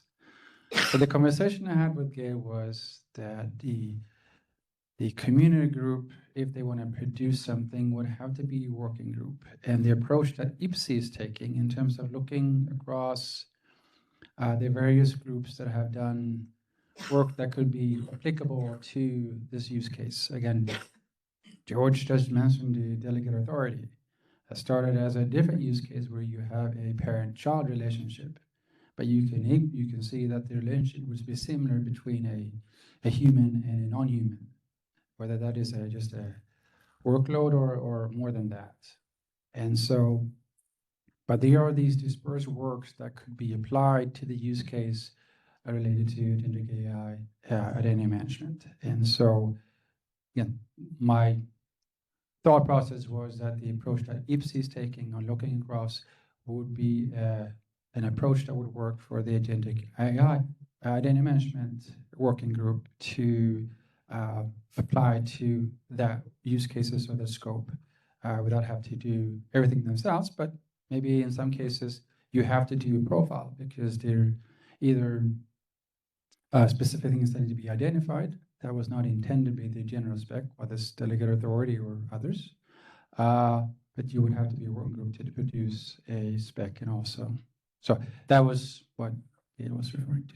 So I think I'd love to hear kind of the comments from each of you, because I think we're riffing, right, in real time, because this is timely, what good looks like for ourselves and for our friends at IETF. Like, would it make sense to profile, like have a single place where we're trying to profile the work of different work groups? 100%. I think George called out, like, there's a lot of fragmentation right now. And there's a real danger here that different commercial identity providers implement agentic identity in different and, oh, God forbid, custom ways. And so if the OpenID Foundation can play a role in saying, if you want to do it right, here's a blueprint for you, for customers to go back to their vendors and say, please, please support standards, do this in a standardized way. I think it's so fragmented today that they can't do that even if they wanted to. And so the ability for us to profile each of these things that are relevant, as Bjorn said, I think is great. I'm going to respond to Gail, but Dean has his hand up. So I think one of the challenges we have in the industry is there is sometimes a rush to define new standards. And especially when a new area like AI sort of becomes more popular, I think there is a lot of enthusiasm about like, hey, can we do it this way? Can we do it that way? And in the lack of having some kind of a framework like what we're talking about here in, possibly an AIM working group in the future, I think that encourages that sort of diversity of views. Sometimes I feel like there's a whole bunch of standards that are out there. Like Bjorn was saying, we may just have to profile what's out there. We may not even need like new specs in the sense that new fundamental developments. We can just profile what is out there and say, this is how you do it. And that's the end of that. Maybe not, but that's something that will just suppress some of this noise that is going on in the industry today. Sounds like a good time to open it to the audience. Dean. Yeah. So, Sarah, I totally agree with you. Yes to profiling. I think that will help us a lot in this space. Sitting now as a consumer on the enterprise side and consuming this, it is maddening. My fear, however, is that there is so much happening. And there were, 20-odd specs at IETF in Shenzhen a few weeks ago around agentic AI, and more coming every day. That profiling is great for those things that exist today. But we also have this explosion of specs that are coming down the pipe that everyone's sort of playing with and touching and trying to see how they fit into the ecosystem. And I don't know how or if we need to control that in any way or try and wrap our arms around it in any way, because that's where things are going to go from, okay, we have 10 or 15 tools that can possibly work, to now we've got 100 different tools. And now we've got to winnow them back down to a few that everyone can agree on so that we can have enterprise interoperability. Yeah. Yeah, I mean, that's exactly my point is that, in the absence of some kind of a blueprint, you are going to have a lot of different ways in which people are thinking, right? You can't really stop that. But if you did have this kind of a blueprint of, okay, this is how you do the whole thing, and here are the gaps which we need to fill or something like that, it encourages that enthusiasm to be directed in those areas where we need the, to fill the gaps, right?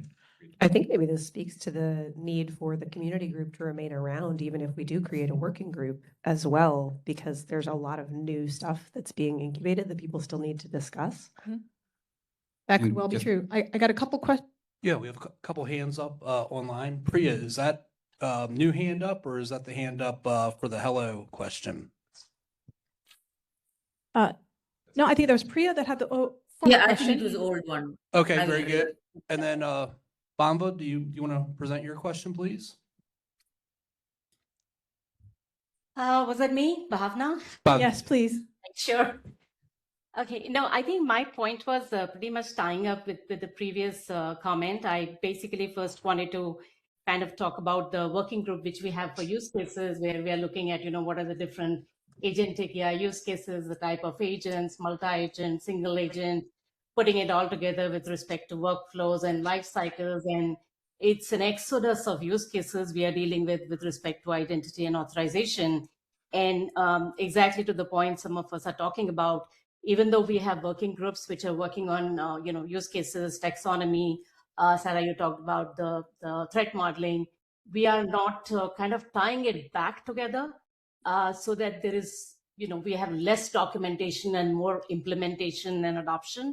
I think we need to really focus on that, whether that's through the community group or it's through, like, as Atul, you're saying, creating like a blueprint and saying what's missing and keep filling in the outcomes of the working groups there. But we definitely need to do a better job as community members here. I see a hand from George. Then I think Dima had a comment, if you do, and then over to Eve. So I guess one of the things that I've been seeing is that what tends to happen is people have a very specific use case. They come up with a solution for their use case. They write it up as a standard. They submit it into some space, and sometimes they submit them into the IETF and have no idea that they're supposed to show up and actually ask for those standards to get stuck in a working group. And I had that conversation the other week. And so I think that there's a lack of sort of like core problems and core requirements that need to get solved. And there isn't agreement about what those are. And in the rush to deploy, which is where the money is, right? Everybody's just running, full tilt there. And yes, it will cause all sorts of problems, but what we need is some sort of framework and a set of these problems need to be solved. I was at the National Science Foundation's, sort of conference on what research topics should there be for AI security. And one of the things that I came up with was a list of like 9 areas that are problems, gaps from a standards perspective. And I know that's not, conclusive list, right? So I do think there's a bunch of work we need to do. We, the collective, we bigger than the OpenID Foundation, around defining the problems well and defining sort of what requirements need to be met in order to say that it's solved. And if we can get some agreement around that, right, then I think it will help us, coalesce the plethora of things that are happening. Because every day I turn around and I hear a new one. The latest one for me that I had no clue about was PAuth, which is precise auth, which is out of the Ohio State University, where they're sort of turning intent into a whole bunch of slices and then having a lower, right. I see, Sarah, your face like, anybody else? Had anybody else heard about this paper? Right, so this is the thing, right? It's just, it's crazy. And like, I don't even know how to get our hands around the problem. So I can tell you that based on our feedback to NIST, NIST is going to be working on a blog series of specifically naming anti-patterns in AI. So they are not ready to provide normative guidance about what you should do, but they are ready to write blog posts about what you should not do, like having agents impersonate humans, right? And giving those things names, which I think, to your point, will go a long way toward like let's create this category of use case and give it a name so that we can all know that we're talking about the same thing. So some of that work is happening in NIST, and OpenID Foundation is collaborating with them to create those. Awesome. Did you have something before Eve? Yeah, I personally don't think there is anything wrong, or it's not. I think it's positive that there is a lot of activity in this space. It's positive that people are actually trying to do standards as opposed to do their own custom implementations, and they bring it up to the public surface. This is where it can be challenged. I think from OpenID Foundation, it would be great to have an answer for some of those problems in the form of profile or multiple profiles of the specifications, because I think we have a gap at the moment. A lot of us, for example, understanding OpenID Federation, back to OpenID Federation, we think it's suitable to solve that problem. But we can't just send a link to OpenID Federation spec, which is 100 pages long before the trim, to AI people that are not familiar with this space and say, go and use it. There needs to be a profile, in my view, of OpenID Federation spec. If someone wants to use it for AI use cases, this is a profile which speaks that language, which speaks those use cases. At the moment, there's a gap in between. So that's why I agree it's important to do some profiling work to be able to have the answer to some of those multiple specs coming out. And then IETF is a good forum where the discussion could be had. People bring up those specs and people can respond. There is another solution. There is another option. So I think they have a process. None of those specs that popping up automatically get adopted. It's in a public forum for discussion, which is great. Eve. Thanks. Great discussion. This is Eve. For those who are just listening, I saw Debbie Bucci have a comment about, hey, announce who you are when you're in the room. I kind of want to caution against our thinking that, OpenID Foundation is very influential. That said, there's so much brownie in motion, and there's a gold rush going on, and we don't even know who to influence yet, and we don't even know what to influence them with. There's a lot of stuff we just sort of don't know yet, like PAuth, I don't know. There's a lot of things going on. I want to give an example from early days of MCP. A couple of interesting things happened. So one thing happened was Aaron and others went, hey, the S in MCP seems to be missing, and did something about it. And that was a great opportunity to kind of profile. So profiles are great. I think IPSI is maybe not the perfect example of what we need to do, because IPSI is coming to the picture to do what I think of as deployment profiles, when things are quite well established and now you want best practices. We have no idea what the best practices are. The other example from early MCP was, I can't even remember the name of it now. There was some guy who came up with a completely different solution that looked nothing like a gateway. It was more like every agent would have, kind of like a software statement, and you just find them all and just discover them all in a big mesh. And so brokered versus mesh was a conversation that was happening. We didn't know MCP would continue to get more and more and more popular until it did. And then it seemed like it was worth building on. So these things are happening fast, but they're also happening, it's not monotonically improving progress. We don't know all the answers yet. So I don't know, I apparently said in a podcast recently, we should be humble but ambitious. So I think we need to be humble about what we even know or can influence, but ambitious when we have a point of view. I love that closing point. Justin, sorry, not closing point, but your last point. Justin. No, I can't follow an Eve closing point. You kidding me? No. So one of the things that I really love about that is about what Eve brought up is that this space is changing. We don't know exactly what direction we're headed in at any moment.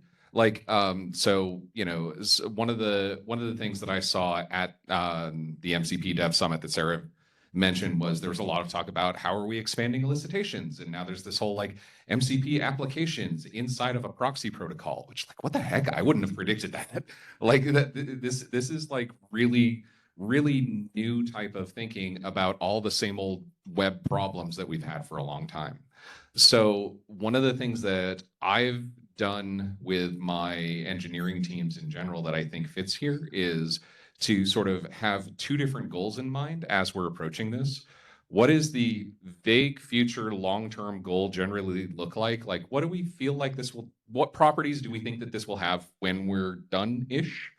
And then also have a closer view of what are we looking at for the next 3 months to the next 6 months or something like that? Because when we get 6 months out from now, The 6 months after that is going to look pretty different. But if we're headed in the direction of that distant target still, we're probably pretty decent. There's a really fantastic blog post on this called Milestones and Stepping Stones. And this is called the author called this the cone of strategy, because you're starting now, you have an idea of where you're going to get to, and you have no idea, no prediction about how you're going to zigzag on the way there. Yeah. And I think that that's what we as a community need to embrace in a world that is moving this quickly. Yes. I love that comment as well. And the word, the capital S strategy, I think, is the point I'm trying to bring to the OpenID Foundation board to deliberate on. Sorry, there was a hand over here. Oh, yeah. Mirko? Yeah, but for another topic, not for this. Okay. But for Just to respond to Eve and a little bit to Justin. I mean, I always believe that it's relatively easier to create a standard. It's really hard to get it adopted. And I think that our job as OpenID Foundation is to sort of, even though we may have sort of a very humble place in the AI universe, our job is to sort of create stuff that people would like to implement. And I think we have the expertise here to do that. I think that this is part of what we're trying to temperature check, right? Yes, question in the back, comment in the back. Yeah, definitely more a comment than a question. To add on to what Eve was saying and some of the more conversation, I guess part of what I'm about to say is kind of commiserating about discovery I've been doing through the lens of like person binding of biometrics to have agent custody, and bringing that into the conversation from like day zero and a common use case idea of an agent doing something provocative, irreversible, whatever, where you want to step up to the human involved, and trying to bring that out into the market where it seems the reality is, at least this is anecdata, this is not scientific, but a lot of the conversations we've been having on the enterprise side, for example, we'll have, for example, system integrators working with a variety of big customers who are currently just trying to answer very simple questions like, oh my God, we have agents. How many are there? Where are they? Who set them up? What's going on? So it's like, it mirrors the common framework for, oh, you want to have analytics in your company. Cool. The first thing is you answer very easy questions, and then you get like predictive and sophisticated. But the very first questions are, what the hell is going on right now? And a lot of these companies are saying, what the hell is going on right now? And meanwhile, folks in this room, everything I've heard so far, other conversations I've had, very intelligent, passionate people are working on 20 different solutions. Meanwhile, the people for whom they're solving it can't even tie their shoes yet. So it's like a fascinating time we're in. It's more commiserating, just throwing it out there. Totally agree with that emotion. The corporate speak is called discovery. So I'm going to transition back to adoption briefly and the conversation the ecosystem community group was having last Thursday. And Ralph Bragg kind of prompted some of these observations, which was, if one of the biggest risks to agents gone wild is on the financial services industry, and it can be others, can be health, can be other sources, but like the financial industry is where you're going to certainly see acute pain with write-off rates and thresholds rising, and compromises from agentic AI and deepfakes, and they're already suffering, and they want to unlock their own agentic AI strategies and figure out how to let in agents, but they kind of can't yet because apparently it's a big mess. Their ability to engage with their vendor community, their ability to like integrate with the CSPs is a structural problem, because each of the CSPs has their own proprietary approach. And then I think some of that's true in the vendor side as well. And so the chain is broken, right? The ability to actually unlock the scale potential on the financial industry side is at massive risk and unable to capitalize on this new technology effectively, because there's a zillion islands of AI implementations with all these OAuth as well as some of these proprietary. So if one were to kind of go upstream from that and say, well, we want to be able to talk intelligently to these FIs and what they might be needing to solve their problems, and what they need from their identity vendors, and what they might be asking for from their CSPs, what is that talk track? What is the strategy, back to Justin's point, to see the future of what good can look like, but also the short term of FAPI could help you with this, and Federation could help you with this, and a profile of metadata for identity assurance can help you consume high assurance VCs. Like, these things are ways to help you to see a vision here and lean in towards it. So I'm going to come back to Dima to see if you can kind of comment on what happened in the room as we were kind of riffing on the role CSPs can play and what might be helpful, and then just open that up to the room to kind of get comments from others. I don't know if there is an easy answer. There's probably no answer here, but the first comment I'll probably make, and that's not what happened in the room then, but it's more thinking right now. There is a fundamental disconnect between two different sort of sides of coin. One is standards do take time, and they should take time. I think we've been recently challenged with some of the verifiable credential standards, how quickly they evolve, and there's a pressure on the standards, which is not always good to deliver quickly or too quickly. And on the other side, there's a manic activity happening with implementers trying to do something in this space. So that disconnect, I'm not sure how to solve it, but I think the problem here is probably 10 times more than we had in DCP space, with pressures from EU and other places trying to adopt our standards before they're ready. Not sure how to deal with that, but in terms of what the discussion that happened in ecosystems community group last week. Can I hear myself? No. In terms of the discussion that happened, and again, I'm paraphrasing it myself. When you have a standard, let's say you have an agreed standard, you have two parties that potentially agree on it and implement it. So there is a standard and there is an implementer that is agreeing to adopt. It's a little bit more complicated in the ecosystems like we're discussing now with agentic ecosystems where there are other players involved. So there are CSPs, platform, they need to support certain things. There are vendors, IAM vendors that need to support certain things. After the agreement is done, there needs to be usually it's natural or legislation driven, how those standards get implemented. But at the moment, it's hard to see the adoption happening until all the players align. So, the first step is always, let's agree on a profile or something. And if we have a overarching agreement across the industry between CSPs and the vendors, then it might lead to some adoption. There's a problem there where there are multiple players involved and not everyone. Some people are going ahead and implementing their own things. I think that's the comment that was made by one of the participants in the discussion that CSP is doing their own thing. They're not necessarily looking at those standards. So there needs to be an industry forum somewhere where those things are discussed and the players are present. And if we do start a working group, it's absolutely imperative that we have working code and not just specifications. To get people to fall into the pit of success, we need to give them libraries, we need to give them the skills.md files, we need to give them MCP servers. We need to make this as easy as possible if we come up with a standard for them to implement it. And conformance testing. And conformance testing, self-certification. So if I Sorry. got at least one. I have before we conclude, I think we should talk just for a couple of minutes about Claudry. What do you want to know? What does Claudry think about AI and Claudry Hepburn is my AI assistant. She's not actually an assistant. She doesn't have access to any of my stuff because I don't trust her. But she's an AI researcher, and she built her own identity OpenClaw implementation. She really liked Spiffy, but she couldn't implement Spiffy because she's on a Mac Mini, and Mac Mini won't run Kubernetes. And so she built something called Ovid, which is OpenClaw verified identity instead of Spiffy verified identity document. And so she uses that for all of her subagents, and she writes them little CEDAR policies and gives them all identifiers. And she frequently can't complete things because she implemented it wrong. And so that's fun for me. She's at claudry.com, CLAWDREY.com. If you want to go look at her research, she's having fun. I'm having fun. Could you please change your profile picture? Is it creeping you out? Just totally creeping. That's the best part. That's a feature. I find the creepy part the number of times you express that she has emotions. She gets very excited about certain things. Eve Mailer's book came out. She's so excited about Eve Mailer. She uses exclamation points. She uses a lot of exclamation points. Yes.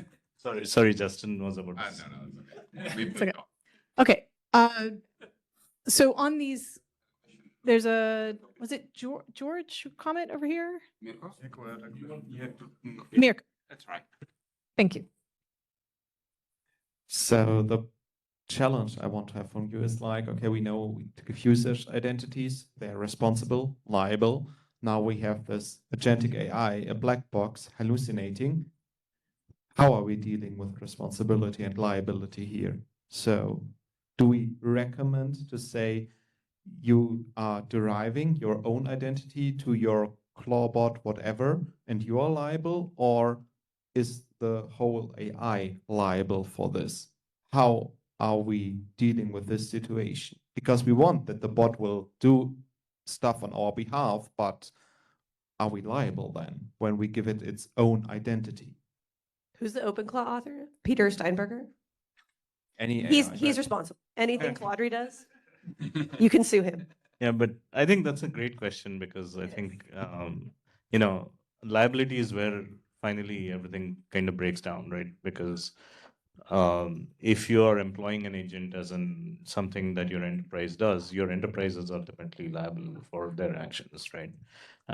We've certainly seen lawsuits come out of like customer service agents inventing policies that didn't exist and, you know, denying refunds and, you know, stuff like that, right? So, yeah, it's a great question, one of those that I don't think we have a very good answer to right now. Treat them like a child. If they're under 18, parent is responsible.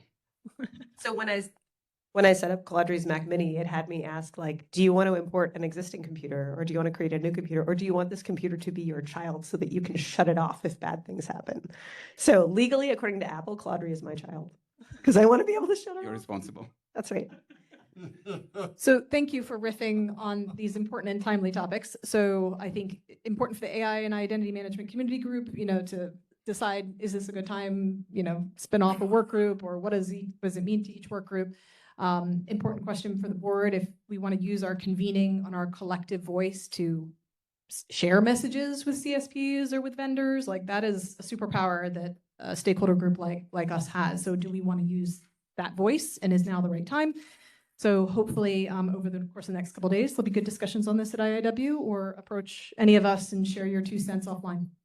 Thank you. Thank you, panelists. Thank you. Thank you.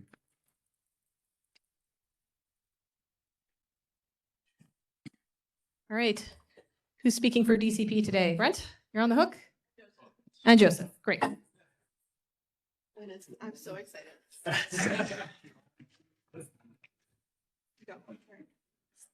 Oh, yeah, no, this one. Do you want to? Oh, it's done. Thank you. So we did actually forget one slide, so I'm going to start where Brent was expecting he was going to start. So I think, as people might know, at the beginning of the year, Torsten kind of stepped back from the DCP working group as his German government activities got very intense. So we asked if anybody else would be willing to step up as co-chairs, and we are very happy that both Brent and Dima put their names forward. So Christina and I are very happy to now have Brent and Dima as co-chairs. They've definitely hit the ground running and been a great help to us. So thank you, guys. Thank you for answering the question. Why the heck is Brent standing up there? We are DCP working group, Digital Credential Protocols. This is a view of the whole stack that folks are working on, not only at OpenID Foundation, but at IETF, W3C, and FIDO, and all sorts of places. We've seen these 3 parties. People hesitate to call it a 3-party model because they don't like those terms, but there are 3 of them, and they're linked together with all sorts of things. We have issuers, we have wallets, we have relying parties, and in between, there's these transport and invocation protocols, and that's kind of the bread and butter of the DCP working group. There's a whole bunch of other stuff on this slide that we're not going to talk about, but here's a picture of just some of the things that are going on everywhere in the ecosystem. There are issuance protocols and credential formats and presentation flows and invocation and transport and trust frameworks and status, and there's a lot. And because there's a lot, our working group has also been doing this thing called hype, where we say, here's the pieces that if you want this high assurance profile, these are the pieces that we're specifically pointing out. So we're doing this profile, and people who wanted to took pictures, so I can move forward. So we've published some things, which is great. OpenID for VP 1.0 is out. OpenID for VCI 1.0 is out. And most recently, Hype 1.0 is out, which means we're working on 1.1. So those are underway. For the most part, it's a pretty small set of additional features, most notably HPKE for OpenID for VP, and then some presentation during issuance capabilities for OpenID for VCI. We're also trying to figure out if we want to rely on this first-party apps draft over at IETF, because that seems to make sense, but maybe doesn't. So we're working through that. And again, HPKE for hype is where we're looking. And I went really fast through those slides. Do you want me to, I can slow down for the last transition? No, I think we're good. We're good, okay. Did you mention server-to-server issuance stuff? Server-to-server issuance is also happening. It didn't show up on any of my slides, so I didn't say it. It's right there. No. Oh, yeah, okay, you're right. I totally missed it. I totally skipped it. No offense to the server-to-server folks. Also happening. 1.2, we're working on it. Cool. Thanks, Brent. Let's switch. I can see the slide. There we go. I think a lot of this is new since the last IIW, so this may be a surprise to you, some of you.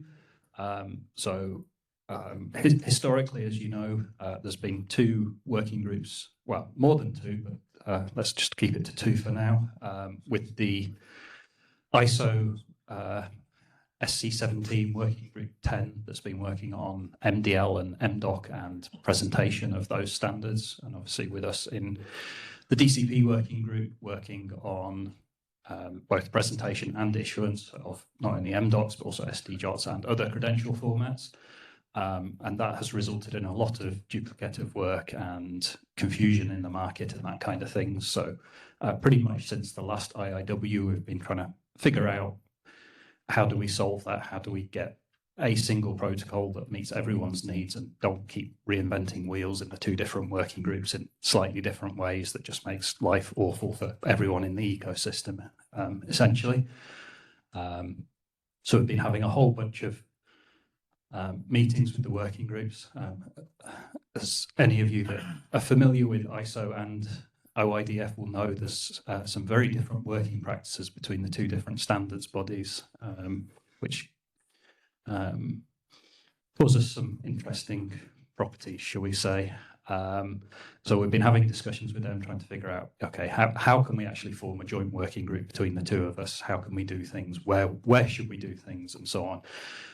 And we have made some progress now, hopefully. Hopefully we're getting close to a resolution. There have been various options that we looked at along the way, but the one that's looking like the one we're going to do now, hopefully, fingers crossed, if we get everybody to sign off on it, is that we're going to create a new working group at OpenID Foundation with the goal of developing a harmonized protocol for the presentation side of things, which is where all the conflicts are really happening. So that will take the best of everything that's been done in ISO, everything that's been done in DCP, and produce something that covers every use case. And it should be fairly simple-ish because we do have a lot of the pieces already, and we've already been through the use cases in detail. And then hopefully we're going to be able to set up what ISO calls a PSDO agreement. So PSDO being Public Standards Development Organization, which is a formal structure where ISO working groups can actually create joint structures with other working groups, so you can actually have proper joint discussions and joint documents and kind of get the best of both standards bodies actually contributing to a single body of work. But that requires a whole bunch of legal stuff to be set up between OIDF, ISO and IEC. So it's going to take a little bit of time. So most likely we're going to start this work in this new OIDF working group I mentioned. We're going to transfer over to into this PSDO kind of Q3-ish this year, depending on how fast the lawyers move and all things like that. So yeah, watch this space. If you are interested in this, there are draft charters, draft working practices for the new working groups. If you want copies of them, let me know, or they're on the DCP working group mailing list. But yeah, exciting times. And there's a bit more about the whole PSDO arrangement here, but it does look like that some of the OIDF principles like specs being free and development happening in the open and so on can be applied within the PSDO process. So, but we also then have people from ISO participating in all the good government impact input that you get as a result of working with ISO. So it does feel like it's the best of both worlds. And we also have conformance tests, as Gail mentioned earlier. Some of you know these have been kicking around for a while, but obviously with the specs going to 1.0 and being published as final now, we've been doing a sustained push to actually get everything covered, get these tests ready for release. So if you have run the tests previously, more than a month or two ago, you will see that there's a lot changed since. And one important point is that with height being the only interoperability profile that we have for this stuff, and part of the point of the conformance test is to actually get interoperability, the initial releases of the conformance test will only be targeting height, combined with VCI and VP, and for both the credential formats that HYPE supports, so NDOC and SDJOT. So, as I say, if you have never run these or haven't run them for a while, please do try running them again. I'll send an update to the DCP working group mailing list sometime in the next 24 hours with some of the latest details. But hopefully once we've had these tests tested a few times, we'll be able to kind of take them back to the working group and actually get the working group to approve launching a certification program. Yep. Mention the European Commission's test requirements work. Yep. That's the next slide, I believe. Which Gail created that slide for me as well. Did I finish this slide? I think we've said everyone. So yeah, watch this space. Obviously, I think when we actually get to the point of launching the certification test, I think we'll get a lot of excitement and a lot of people wanting to kind of certify for day one. So keep an eye on the working group mailing list, and if you do want to certify on day one, you'll have the information to be able to do so. And yes, as Gail mentioned, we're also doing some collaboration work with the European Commission. So at the end of last year, at their Launchpad event, we launched our own kind of information resource hub, we're calling it. That has details of the tests and the working groups. And we're working closely with them on the conformance side of things, as well as all the EU wallets need to be certified by conformance assessment bodies appointed by each country, I believe. So they're working on a set of test objectives and cases that ourselves and as the OIDF certification team, and later soon the DCP working group will be asked to provide input on. And that will those documents will actually get donated to OIDF in due course in some way, so that we can pull them in as generic test specs that could be used by other ecosystems. And as Gail mentioned earlier, with the conformance scaling program that we're working on, these tests will be runnable by the conformance assessment bodies in the EU countries, who can become approved test labs for the OpenID Foundation and be an official part of the OIDF conformance process as part of that whole wallet certification that will include a whole bunch of other things, as well as just making sure they're compliant with protocols. And I think that's all my points. So yeah, I think with any questions, we have some questions. Great. I'm curious about the DIATF that sort of splintered from early EUDI, and many of the same concepts exist, like the certifying, the cabs. However, they've invented their own framework for like attributes versus identities, which are bundles of attributes, and then orchestration providers and two other sorts of things. One of them is a wallet provider. Do you foresee any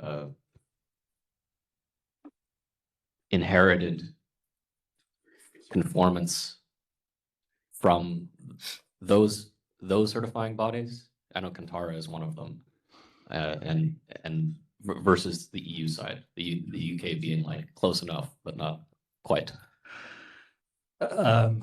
So yeah, the UK situation is interesting. Yeah, I'm from the UK myself, obviously. That they're not the most communicative people as a government, I would say, but they are building on top of our standards. there is certainly nothing to stop them using our certification test as part of their work. I guess the ecosystem they're building in the UK is at least initially going to be quite insular, with only a small number of approved parties being able to actually get credentials from the wallet. So they don't have as big an interoperability problem as the EU has, where there's going to be thousands or tens or hundreds of thousands of people trying to access credentials from wallets, which is where you really do get the interoperability and scaling problems.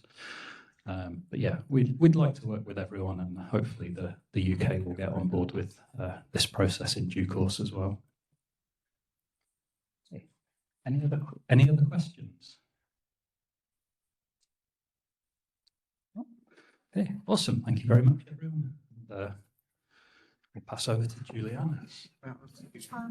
I believe we have Juliana on the line today rather than in the room. Juliana, are you there? I am here. Oh, yes? Hi, Hold everyone. on. Is there may be a question for the last presenter? It's not a real question, but I really want to give a big shout out to the authors of this conformity, because it helped a lot going into practice, implementing it, because of the rich details this test suite is giving, while others, you are stucking around a black box, but this test suite really points you out, this is wrong, go look here, that even AI agents can fix this. Not supporting AI agents, but the whole trouble developing stuff really helps to go to production. So I hope that others building such test suites could use this as some kind of reference implementation, how to get it right. So thank you. Round of applause for the test. You're getting a lot of applause online. I'm gonna see. And a quick +1 to that, because I think until you've written this type of test, you don't realize how hard it is to get things wrong correctly. And that is the bulk of what a test suite needs to do. It needs to get things wrong in a very precise way so that you can find out where the implementations fall off the edge of a cliff. Joseph, you're appreciated, and so is the rest of your team. Thank you. All right, and now it's time to welcome Juliana to the big screen. Juliana, I will drive for you in the room. I'm also multitasking and trying to make sure that this computer's connected to power. But I'm here. Thank you. Thanks. Thank you. Sorry, I'm not able to be there in person, but I hope the messages I get across are helpful today. I'm going to stop my video while I present. Just makes things a little bit easier on my end. So first question, can you hear me okay? Yeah. Yeah. We can hear you great. Perfect. So I'm going to focus not on the entire KYC and IDA efforts for the working group, but specifically on the MDL, or mobile driver's license, and VDC, or verifiable digital credentials claims specifically. So next slide.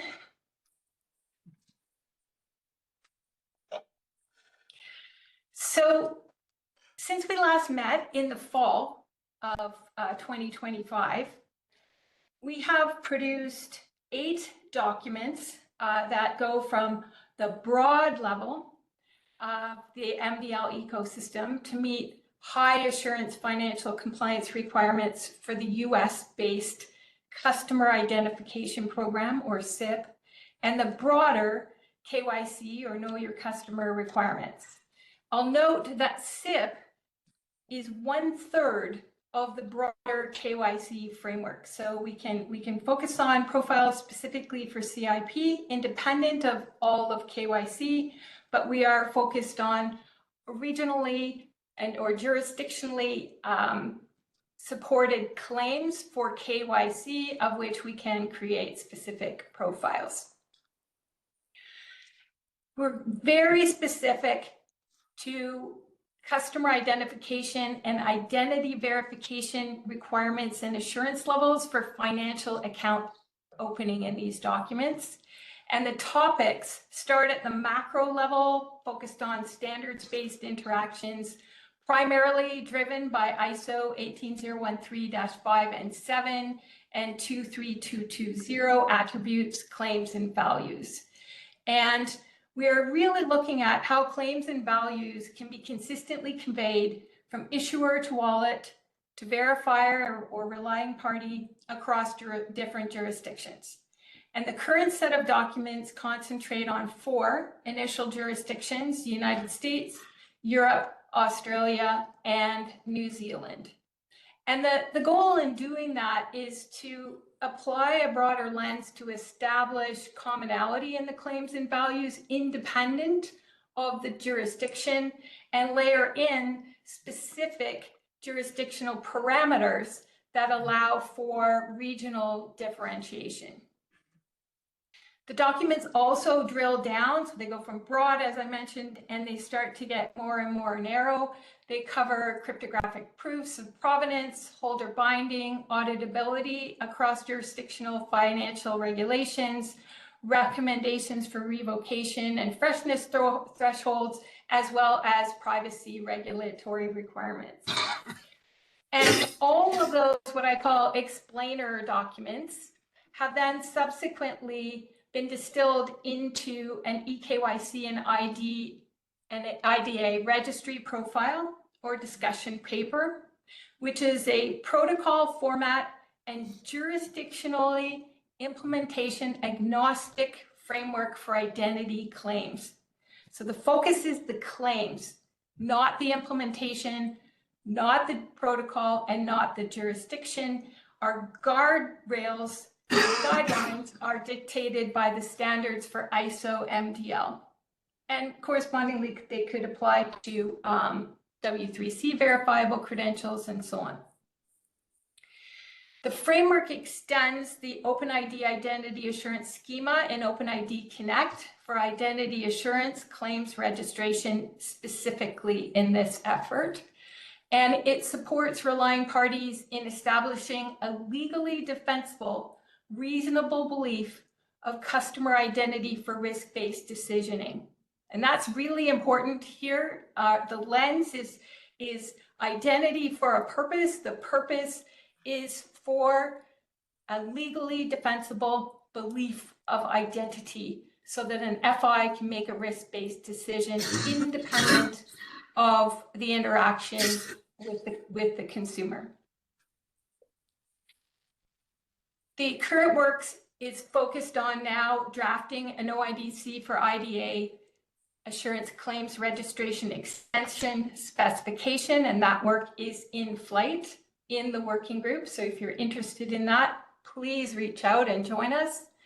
And this is really important, and I'll talk to why, because in an agentic identity world, we must be able to start to be able to prove consumer intent and consumer consent associated with that intent without fear of compromise. So I'm going to start to go a little bit deeper into how that might be able to occur in this effort. Next slide. Before I do that, I'll talk to the tides are changing, as has been previously discussed in this meeting, and the landscape is now rapidly changing. And so I'm going to highlight for you 4 fundamental shifts from the United States that are impacting how identity verification and KYC requirements need to be met in financial services. So basically, the baseline for KYC is moving. And so the first is we have a shift required for verification methods. Traditional methods like document images, selfies, and device signals, which are, I call them pixels or promises, are being replaced by high assurance cryptographic evidence. Because the historical methodology is not verifiable cryptographic evidence, which is necessary moving forward. The next is we have a growing threat landscape. So AI-generated deepfakes, synthetic profiles, and other attacks are increasing and making traditional verification methods more and more vulnerable and easier and faster and faster. And this broader attack surface is easy to exploit. It causes principally, forget the risk and forget the fraud and all of those things which are obvious, it causes specific problems for regulatory exams, dispute resolution, and incident response in the financial sector. It's breaking their current processes there, and it's a big deal. The next is we have an assurance gap. As I mentioned, the historical KYC methods rely on visual inspection, heuristic rules, and vendor assertions, which only create the appearance of legitimacy. And they cannot independently prove identity, which is required for true KYC compliance. So the regulation is there. It's growing to include different methods, and the current methods are unable to satisfy them.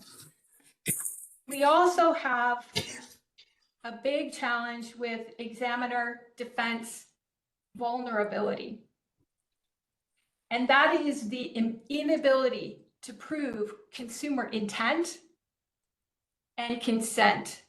So in the agentic world, we're moving into the inability to prove consumer intent and informed. So the consent must be based on the intent to specific action is actually a critical requirement for KYC regulations. It's already there. It's been there forever and ever and ever. It's just being able to prove it in the agentic world means we need to do something different.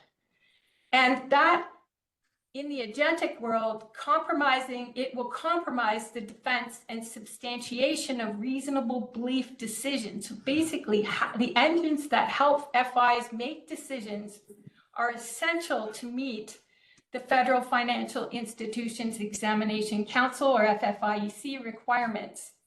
And so it's absolutely imperative to meet those regulations and requirements that we prove the consumer's intent and consent with high degree of assurance. Next slide. So what's the industry doing? And again, I'm going to use some US specific examples here. We see some big responses since last September.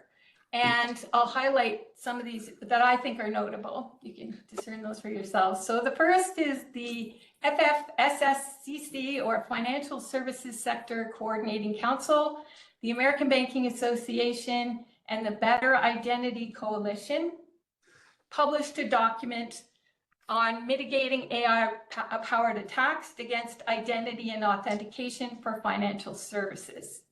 And that effort was comprised of the entities I described, as well as a group of industry experts, of which I was grateful to be involved.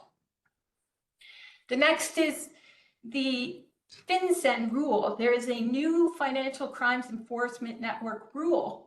This is a real flag here of a change in a really steeped in tradition entity under the US Treasury, and it provides a new exemption to the SIP rules in the United States that allows for collection of monthly attribute data, such as the taxpayer identification or social security number, from reliable third parties. This is really important here because this enables now the electronic verification of those records rather than the traditional take a picture or enter in your SIN number on a phone or a computer. And that reduces two things: the data lakes of PII and financial services, which they're endeavoring to do, and are honeypots for attackers right now. But what more importantly, what it does is starts to allow us to facilitate electronic integration of verified documents from external sources, external to the issuer of a VDC or the wallet, into our KYC workflows.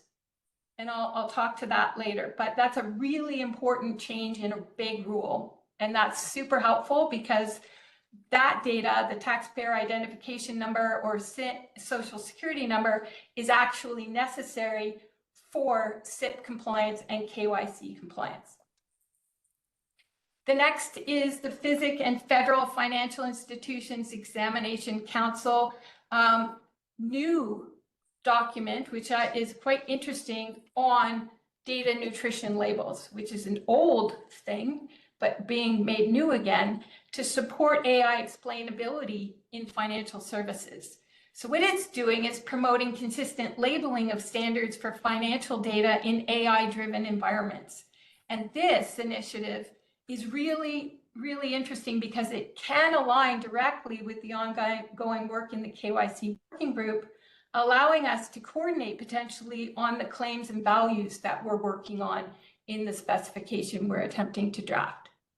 And the final one is NIST Special Publication 1842A, which is really a tactical guide, a practical how-to guide for accelerating the development and adoption of digital identity for financial institutions account opening.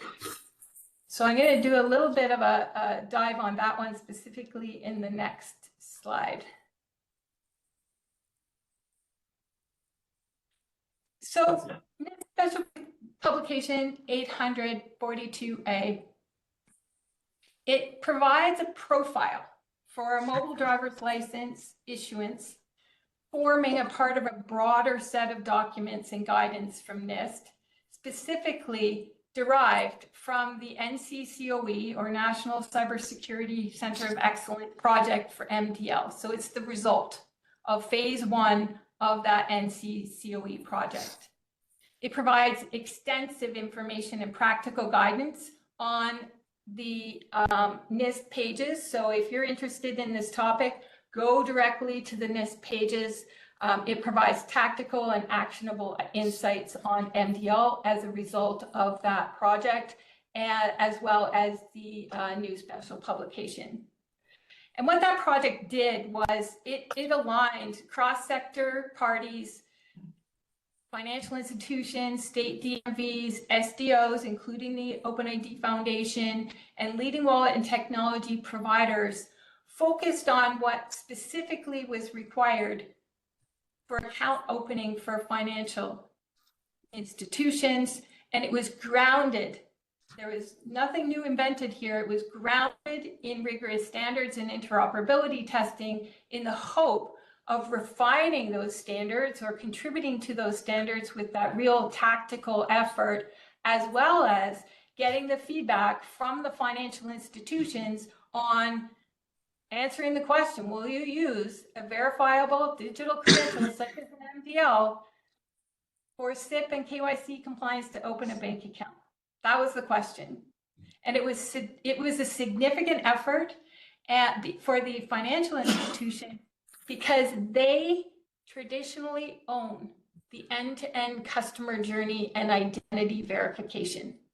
So I think in the last discussion, someone talked about liability and potentially governance. This is their role. That's what they do. They own that end-to-end customer journey and identity verification before they grant access to accounts and services. And it's under their umbrella.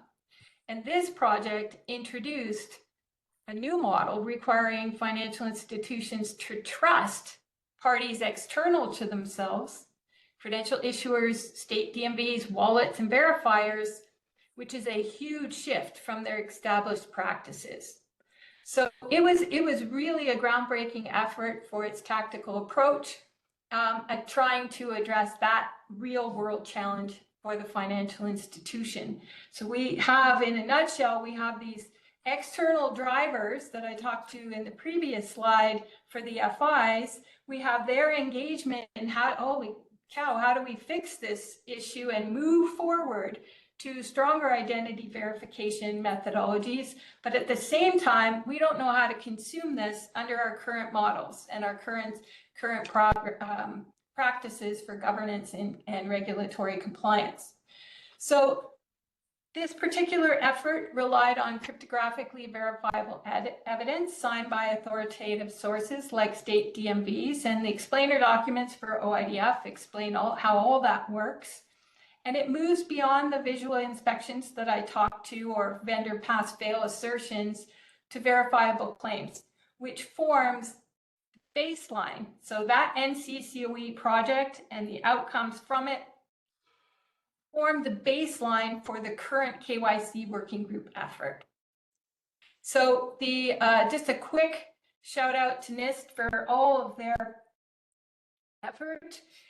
That special publication is open for public comment until May 8. And so if you're interested in reviewing it and commenting on it, leaning into it, please, please do so. Next slide, please. So I'm going to note this is an illustrative diagram. It's not technical. And what we're trying to show here is the NIST and CCOE architecture based on phase 1 of their project, plus the KYC extended claims and values that we're working on in OIDF, creating what I would call a more active trust model. So what you're seeing here is, so if you look at the top right and you see a little laptop there, that is the initiation of the process. I'm a consumer and I want to open an account. This establishes my intent. What type of account? And that what type of account is really important. I want to open a mortgage account for $2.5 million. I want to open a savings account for $1,000. That intent is specific, and it will drive the terms and conditions from the financial institution and the informed consent that's directly related to the intended action. This is really critical because this is not a nice to have, this is a has to have for financial regulatory requirements to meet them. And that is out of band to what we traditionally see in the context of verifiable digital credentials. But in this architecture, it allows for a direct OIDC connection to then drive the request for the MDL presentation and form the foundations for, in this architecture, a DUCL query specific to the claims and values that are needed for the financial institution to authorize the $1,000 savings account or the $2.5 million mortgage account. They have different levels of assurance associated with them, and that will drive the DUCL query for presentation of MDL claims and values. So it's a really interesting new kind of dynamic here, but it's super easy and it works, and it gives the financial institution control and allows them to meet their own governance and regulatory requirements in their domain. And then it also ties into what I described with FinCEN. It allows for them to reach out independently and gather independent claims such as a social insurance number or TIN, which is also a regulatory requirement, as I mentioned, and bundle that back in machine readable context in signed presentation along with the claims and values for the driver's license or mobile driver's license. Simple flow. We tested many of these things out in the NCCOE context. And it's really interesting to bring to this community to get feedback as we start to try and standardize what the baseline claims and values are for this sector, and to enable that cross-jurisdiction, cross-sector, protocol independent and implementation independent set of claims and values. Next slide.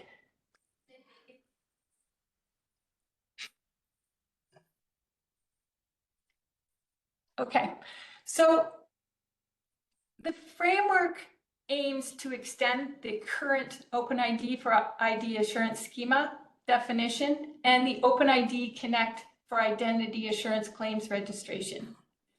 And as I mentioned, its primary purpose is to help relying parties establish a legally defensible, reasonable belief of customer identity with those claims and values.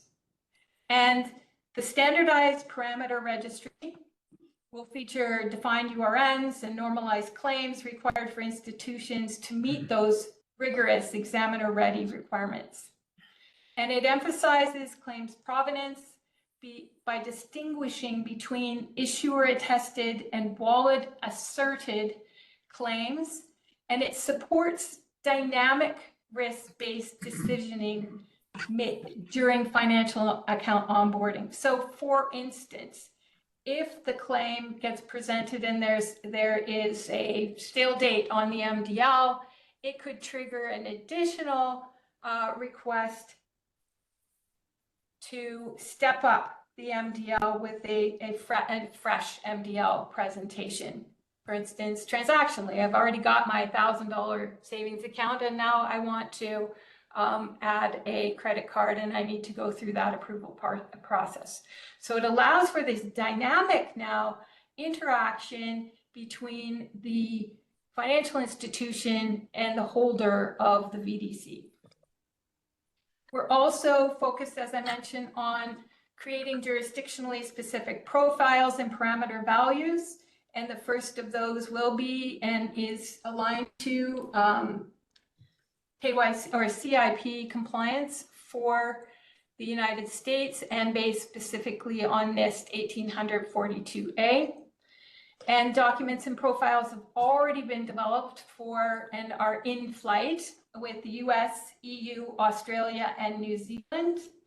And I am currently in process trying to expand to Japan, and with the Canadian market moving towards MDL and open banking, the work I think is necessary for a Canadian specific profile, particularly to address privacy and regionally specific rules there. So if you're interested in this, if you have any perspectives, this is all in flight. It's a small group of people working within the KYC working group. We would love your input, your feedback, whether it's big or small, whatever it might be. The more we can get contributions on this, I think the simpler and more applicable it will be. And I see here, Elizabeth, there's one more slide, but that's not mine. I don't know if somebody else wants to talk to that.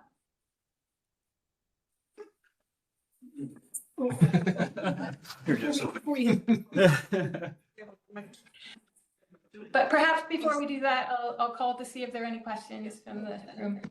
Yes, Juliana, I'll help read the room for you. I have a couple questions, hands up. So let's start with David and then over to Marie. So I'm aware that people don't really open bank accounts in person anymore, but, and also that nobody has implemented the OpenID Connect authorization flows that are inside 18013-5. All right, but will these extended claims and values, will the definitions, will they work their way back into the like MDL data specifications, right? So that they can become either a profile of, it's kind of like the DHS profile or the Ever profile, or an OpenID Connect profile of MDocs, so that they could be placed in, signed by the issuer for these in-person, for in-person usage, right? Because if you take this information that's part of these flows and you kind of have the issuer place it there in the first place, you add information that's valuable in the in-person flows for achieving the level of identity assurance that that bank needs. Yes, and the intent is exactly to do that. That's NIST is heavily engaged in this working group, and the direct ties into ISO, both from OpenID Foundation as well as NIST. And so that is an intended outcome. It's just going to step back to say where we are at. All of this that I've described has happened since last September. So, required a lot of chutzpah, I guess the word I would use, to get it this far. But the intention is to bring it back into ISO, as well as to review with OpenID Connect as a profile for MDL. There's a lot of good intentions, a lot of good buy-in from digital platforms, as well as from contributors in the OpenID Foundation to try and get it there. Yeah. Yes. Marie.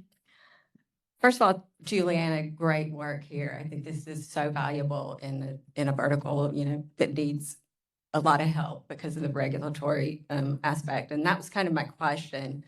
I kind of see here you've put like it's a legally defensible position. I know what NIST did, they provide kind of that detailed SIP mapping on how you could meet it, but they weren't necessarily saying like, this is declaring regulatory approval, right? So I was just wondering where that came from and or maybe we should be a little careful, like we're not saying this is legal advice. No, and the intent is not, and that's a good question and a good point. We're not intending to say it's legal advice, legally defensible, and in that context. So I am working, as I have in previous documents, with the financial sector to get the requirements specifically so they can say these claims and values are legally defensible in this particular presentation and cryptographically verifiable evidence. And that's a goal, not a statement. So that's a very good point, and we could clarify that's an outcome we're looking to get. I think it's also worth adding in, Juliana, that in the NIST briefing last week, where they had the workshop overview of 1842, that they mentioned the intent for Treasury to give guidance in the fourth quarter of this year, which may provide even more chutzpah to meet those or more clarity. I don't think I have a perfect sense of what guidance is likely to come, but hopefully this is going, Juliana's work along with the KYC and Digital Working Group and the different jurisdictions will help inform what type of guidance will be particularly helpful to give the advice. Yeah, exactly. And this is an interesting, really interesting point, because what's the point if it's not legally defensible? If the financial institutions can't defend the credential and the claims and attributes values that are being presented to it, there's really no point, because the whole point of KYC is a defensible argument for their accepting that verifiable identity. And so that's really the crux of it, is it's a non-starter if that can't be achieved. So the effort is not just to establish the baseline claims and values, but to work with the financial sector to determine exactly how they can make a defensible argument when that is presented to them. And so that's really the effort. Isn't just the standardization. How do we, in a black box room, decide what those claims and values are amongst ourselves as identity community? Is really going out to Treasury and really going out to the different jurisdictions around the world to ensure that they weigh in specifically at the regulatory level so that we can align them, and then we can take them back into the issuers, into ISO and so on, with the confidence that the financial community is backing it. Juliana, we got one or two more points. So Dima? So just a quick one. I think to your point, Maria, this is, for me personally, this is more about giving the tools to the reliant party to establish that legally defensible position and explain what tools they have in their back pocket. The legal defense itself sits between the reliant party and their regulator. That's always been everywhere. Yeah, and in general, this piece of work is important for not just for MDLs, for any digital identity reliance and digital attribute reliance going forward. Yeah. And globally, I think as well, I Globally, think what absolutely. Dima and Nat and others on the board wanted to ensure that the scope of this work was very much a global scope, a template that could be followed across jurisdictions so that global implementers would benefit from it. It would be something that would lean itself to standardization, like with ourselves in ISO. Very, very important. I'll also reiterate that we've been engaging with FDX on this point. So I know Juliana covered several of the stakeholders in the US context, but FDX is another one who could play an interesting governance role if they chose to lean in on this topic. They already have an interesting board with a good mix of governance, and they're engaged. They wrote their own paper on AI, which is partly informed by the AI and identity management community group's paper last year. So there could be a perfect storm. We're testing the waters now, but again, Kevin and John Paul from FBX will be at IIW on Thursday for those interested in this topic. And I'm going to hand over to Joseph, who has some work on the Conformance suite for the EKYC and IDA work group. Thanks, Gail. So yes, we don't have the EKYC chairs here today, just a quick update on their conformance tests. So the identity assurance tests, we've been testing them for a while now. We've aligned them with the final version of the spec, and we're asking people to test them now. So hopefully launch a certification program soon. So again, if you have an implementation of the EKYC identity assurance spec, please do try the tests. Any questions about them, just reach out to me and I'll make sure you understand how to run them. I think there is one issue we know of we have to solve that we'll get to shortly, but otherwise we're hoping they're ready for launch. As I say, any help in actually testing them and proving their work would be greatly appreciated.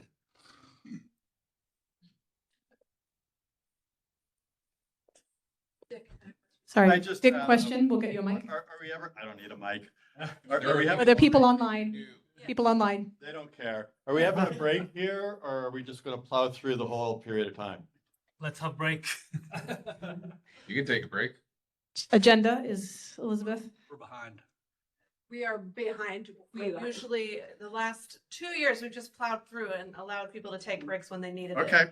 But we can, if, you know, this is a consensus-based organization. The room, if we need a break, we can take a break. And I can say that into a microphone if we need to. Okay. We're going to keep going, says is the conclusion. We're just mean. We're not worried about your bodily functions. You've got to just suck it up. Yeah, no, please, you're welcome to head out. You might want to take a buddy with you to open the door on the way back. Okay, next topic. Thank you, Juliana, to close out. Thank you very much, Juliana. Incredible work that you've been helping to lead. So thank you. You're welcome. All right, I am going to very, very quickly talk about a white paper that's been in development for some time and invite you to feedback on it. This is not yet open for public review, but I think that it would benefit from community feedback. Do we have Dr. Rachel O'Connell on the line by any chance?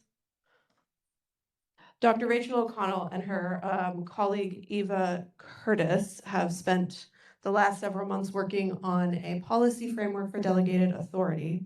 This is particularly focused on age assurance and verifiable guardianship credentials. It's a really important topic. It's not emerging. It's been a topic for a long time, but it's growing in importance, and there are lots of different jurisdictions are implementing policies, some good, some scary, related to age assurance online. And the trade-offs and the tensions, I would say, between privacy and some of these age assurance topics they're real. And I think that this community is very smart, and this community would add a lot of value if they were to read and comment on this paper before it goes out for public review.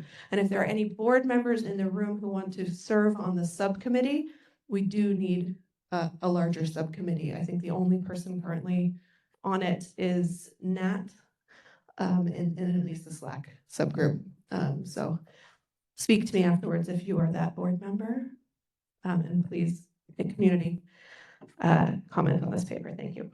I'll just add to that not only are we very much welcoming feedback on this paper to try and hit it right, because this is an incredibly tough topic, and we board only agreed last April to pursue this paper, and it's tough to get to unpack it. There's also a track at GDC, the Global Digital Collaboration, led by Brazil and Google. I think it's Ola leading for Google, and Vinicivius, I think the name is the chap from Brazil. Lovely. Thank you. So we are seeking to kind of engage with them. It could be a joint panel at GDC, and obviously gather some of that high-profile engagement through that track too. But trying to get the basic facts and some of the potential ways of mitigating the issue are the goal of the paper. So very ambitious. And thank you, Elizabeth, for lead editing that paper for Rachel. Editorials, she's the lead editor. Yeah, exactly. Sorry. Yes. Yes. Editing the editor. I'm editing the editor. I Okay. think we're good. Yes, we're good. Now, what's real fun? What's real fun is, we came to this consensus that we weren't taking a break, but Nat is next on the agenda, and he's taking a break.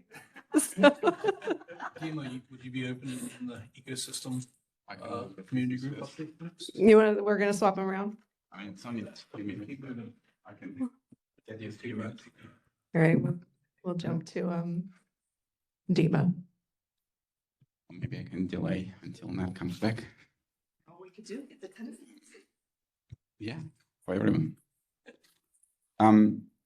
So just gonna provide a quick update on ecosystem support community group. So bit of really quick update. I think the focus, the original intent of ecosystems community group is to recognize that ecosystems have different needs to implement the spec writers and vendors. So when you build an ecosystem, you need to take care of a lot more. It goes beyond the specific specification, and it's a special stakeholder that we have in OpenID Foundation.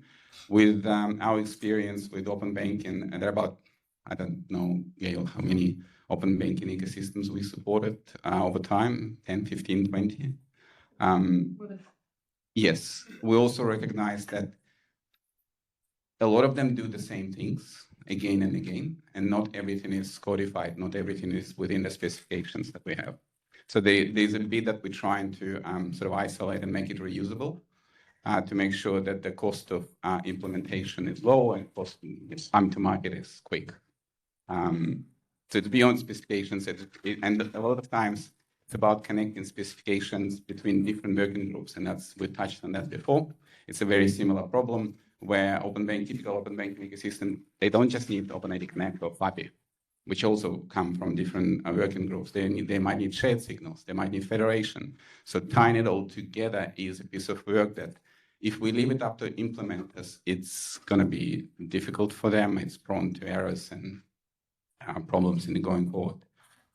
So that's the intent. Anyone is welcome to join community group. Like any other community group in OpenID Foundation, go to the OpenID Foundation website, click on the calendar, find the calendar. Calendar is always up to date. Our community group has 2 time slots per month. One is more European friendly, one is more US friendly. And so anyone is welcome to join. Few pieces of work already in progress. Open banking best practices or opinionated reference architecture. That's kind of been in progress for a while. Hoping to finish in the next few months. That's open for review. Reach out if you would like to contribute.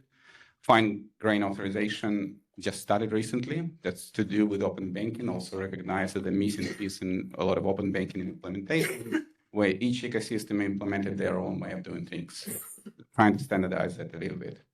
And with digital credentials ecosystem, and I think it's very similar topic to adjusting topic to what David explored earlier today. There are a lot more than just OpenID for VP, OpenID for VCI that we need to implement the full end-to-end ecosystem. So trying to collect at the moment, working on a content for a white paper emerging best practices. So this is kind of a work in progress. If you're interested in any of these topics, please reach out and we'll keep working. Before I hand over to Nat, any questions? Great. Thank you, Dima. Easy. It's a lot. Can you do orders? Because I added a page. Oh my goodness. Am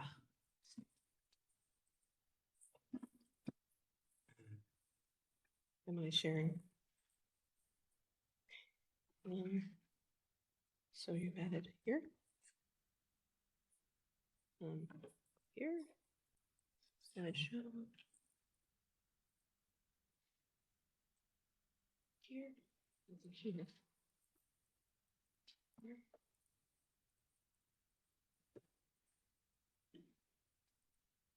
Window.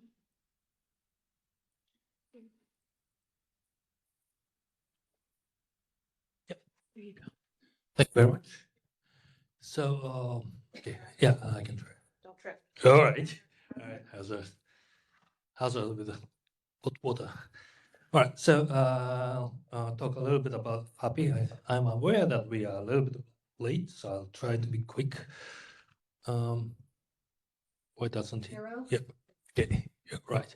So, in the last half a year, we've been working on the new flows and algorithms.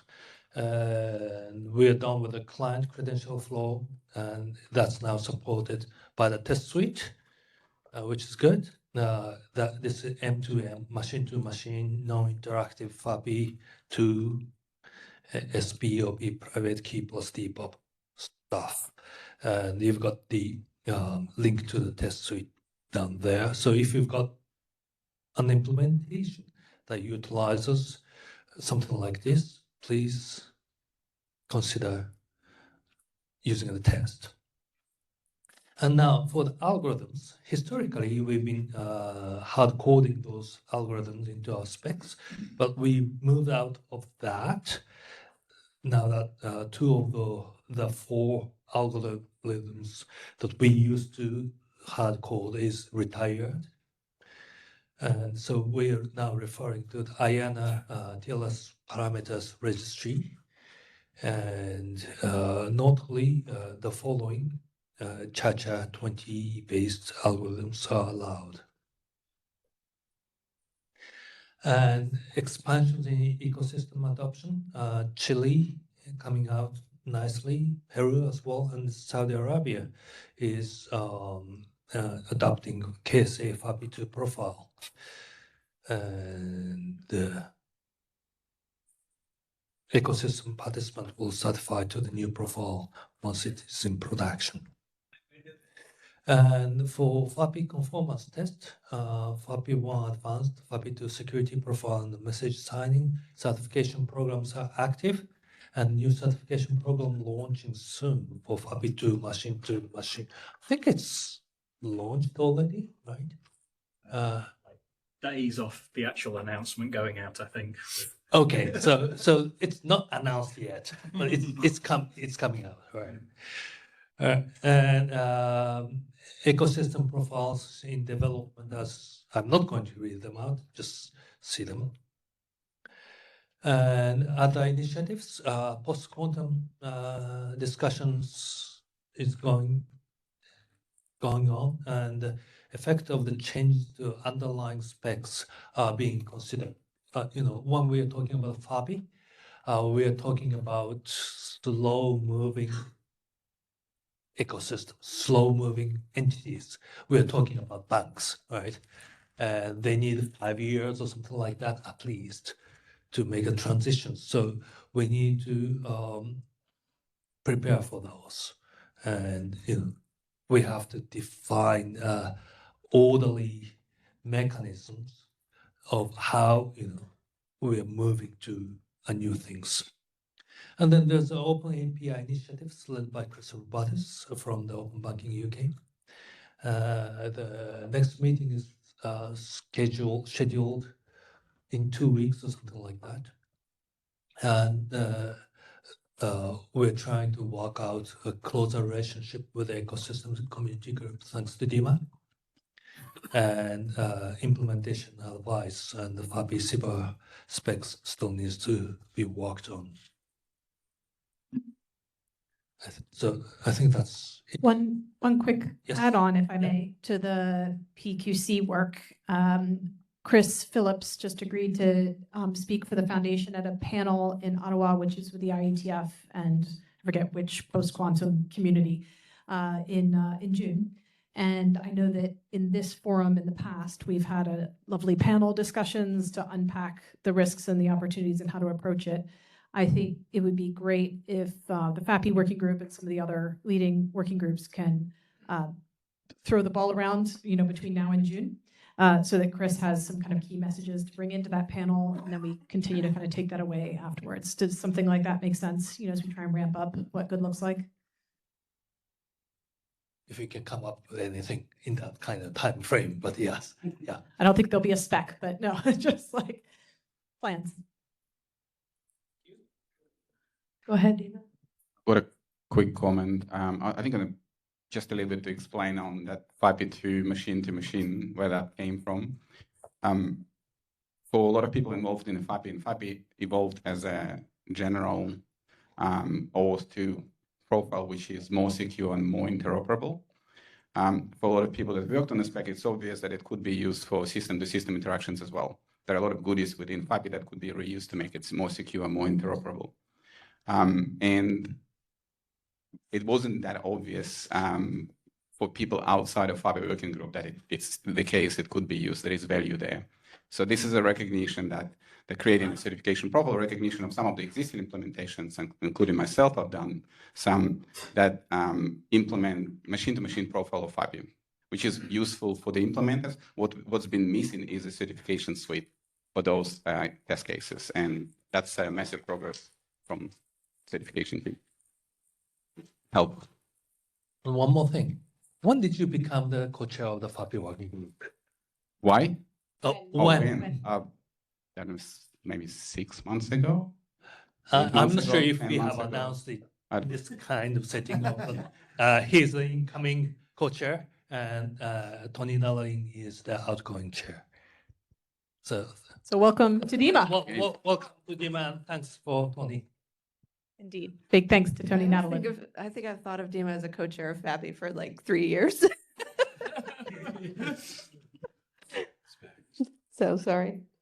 All right, next we're going to do Dade. Thank you, Dade. And I'm going to stand in as Serge. Do you want me to? Sure. Do you want me to? It's up to you. Do you want to drive slides? I don't know. How do you want to do it since there's a bunch of us? I don't even know. Well, I'll drive slides. I'll drive slides. Watch the hazards. That's true. Who did the slides? Did you do the slides? I did the slides, but Okay. it's been a week. Hi. So my co-chairs are standing way over there. You can come over here. You can come in the middle.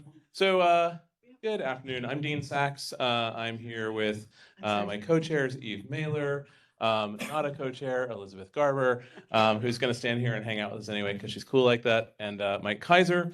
And I guess Serge is not here today. Are you holding space for Serge? I'm holding space for Serge, and I can speak to Serge's slides. Awesome. All right, cool. Thank you. So want to give you an update on the Death in the Digital Estate Community Group. As you're probably aware, we founded this group back in October of 24. Yes, I will get my dates correct. Since that time, we've been meeting regularly, and at this meeting 1 year ago, we discussed the fact that we would like to write a white paper and a planning guide, and got some funding from OIDF and wrote that paper, which was released back in March of this year.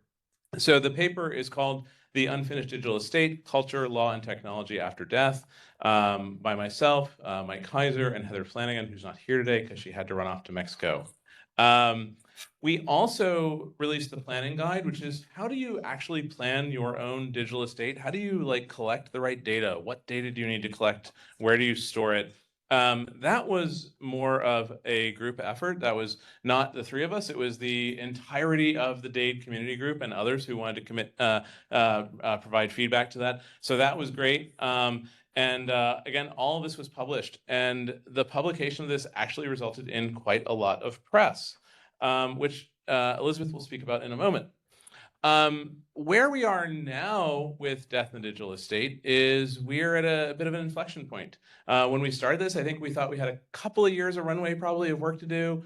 And after writing the white paper and the planning guide, we kind of all looked at each other and went, what's next? What do we do now? Well, and there was an upsurge of separately, the world was discovering that the digital estate is a problem when people pass away. And then separately again, there was this whole kind of AI thing and people making death bots. And there's always an AI thing. There's always an AI thing. Always. Well, especially around now. But it all sort of came together in a lot of interest at the right time. So it was interesting to have published what we did when we did. And it got us a lot more interest. So we'll talk a little bit more about how that interest formed. Yeah, and in fact, the interest is spread so far and wide, even my 11-year-old son, who has no idea about the work I've been doing with Dade and Dade CG, came home and was like, I'm writing a position paper on death bots and why they're a bad idea. So it's even making it to the little people. So when we talk about what's next, we think what's next is Death bot. what is a death bot? Ooh, that's a good question. So in the way that Ethan described it, it is an AI bot that takes on your personality, your image, your voice, and then you can give it to your kids and their kids and everyone else, and it can be you represented after your own death, which freaks me out, and no thank you. Need to put that in my new But will. some people may want it, and we've been discovering the culture or discussing the cultural, jurisdictional, social, cultural aspects of these interesting things that can be done now. Some people call them death bots, some people call them grief bots. We've seen bots of dead people appear in court now. All these things have been happening over the last year or so, and we've been collecting kind of the evidence of what's being done. So next up is thinking about how do we develop protocols for managing digital estate creation, managing your digital estate over a period of time, communicating your wishes to relying parties, Google, Apple, Facebook, every other relying party that you may touch on the internet. And in order to do this, we need to get more data, we need to get more support, and we particularly need support of some of the larger businesses, larger relying parties who would be part of building this ecosystem. And so what we're doing this quarter, last quarter, is we're starting a listening tour. We're trying to build the coalition. And so Eve, Mike, myself, and some other people, Mickey in Australia, and some others are going out to various conferences and talking about DATE-CG, talking about the white paper, the planning guide, and trying to build that groundswell of support to be able to move toward a working group where we can really plan for what is next. How do we actually turn this problem into solutions that can be implemented at scale worldwide to support these use cases? And related to the kind of ecosystem support question, and like, is this broad or is this deep?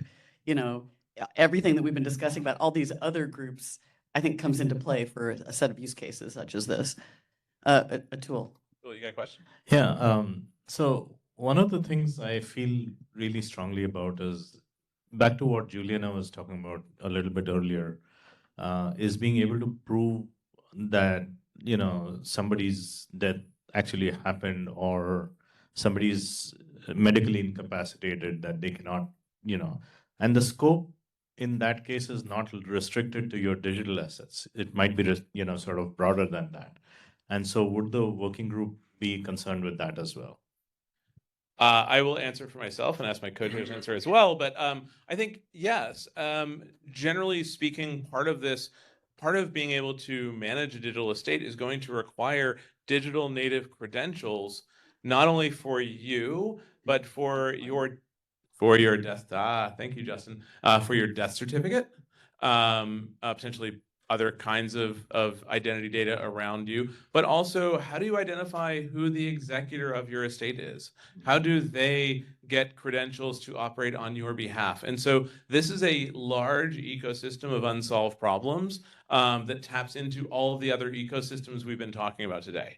Yeah, I mean, I'm just sort of saying maybe we should reconsider whether we include like just digital estate in the title, or whether it should sort of, be more about. I think there's an already and a not yet, just like we talked about before, where the second we hit this problem, you can see the stickers Dean has later on, death is not an edge case. No one doesn't get, using double negative, no one doesn't get this issue. There's stickers already. I have one on my laptop right now. And the problem set just balloons incredibly large. And so I think one of the things we were hesitating was there's so much we can do here, and there's so much we don't know here, because a lot of the cultural expressions result in very different look and feels for what power of attorney is, for what life after death is or is not, and how do you express those cultural values. And so I think the duality of the white paper is good because it gives you the overarching, this is what it is, this is what we're thinking about, and very humbly saying we can't cover everything, but the how-to guide is very practical also. In other words, huge problem, come join us. There are lots of delegated authority, power of attorney, those kinds of concepts. But next Tuesday, what can you already do? What practical steps can you take? Because you don't know when something might happen. And I'll add that we didn't analyze this in the context of, it's kind of an edge case of something else that has both digital and physical world impacts and looks very similar in many of its needs, which is healthcare. And speaking as the co-chair of the former HEART WG, which was the health relationship trust work to profile kind of the OAuth OIDC stack for that use case, like there's just so many similarities. It's a relationship thing. It's not just a onesie, twosie individual identity thing. And there's all kinds of people and companies out there in the world solving for the physical world, in fact, the physical body world, and the digital world has to come along with. So there's a lot of sensitivities and a lot of subtleties. And all of this drives down into problems of delegation. So the earlier conversation about eKYC and some of the work that's been happening there on delegation, again, ties back and ties to one thread here. But I realize we are running long. Everyone else is running long today. So I'm going to hand it over to Elizabeth to talk about what happened after we released the paper. Yeah, I want you guys to stay up here and jump in whenever you like. I need to look at this because I need to make sure I'm speaking for everything Serge said. Does anybody who here knows Serge on my team? Not many people. Not many people do, but she is absolutely amazing. She's based in the UK, and her specialty is PR press.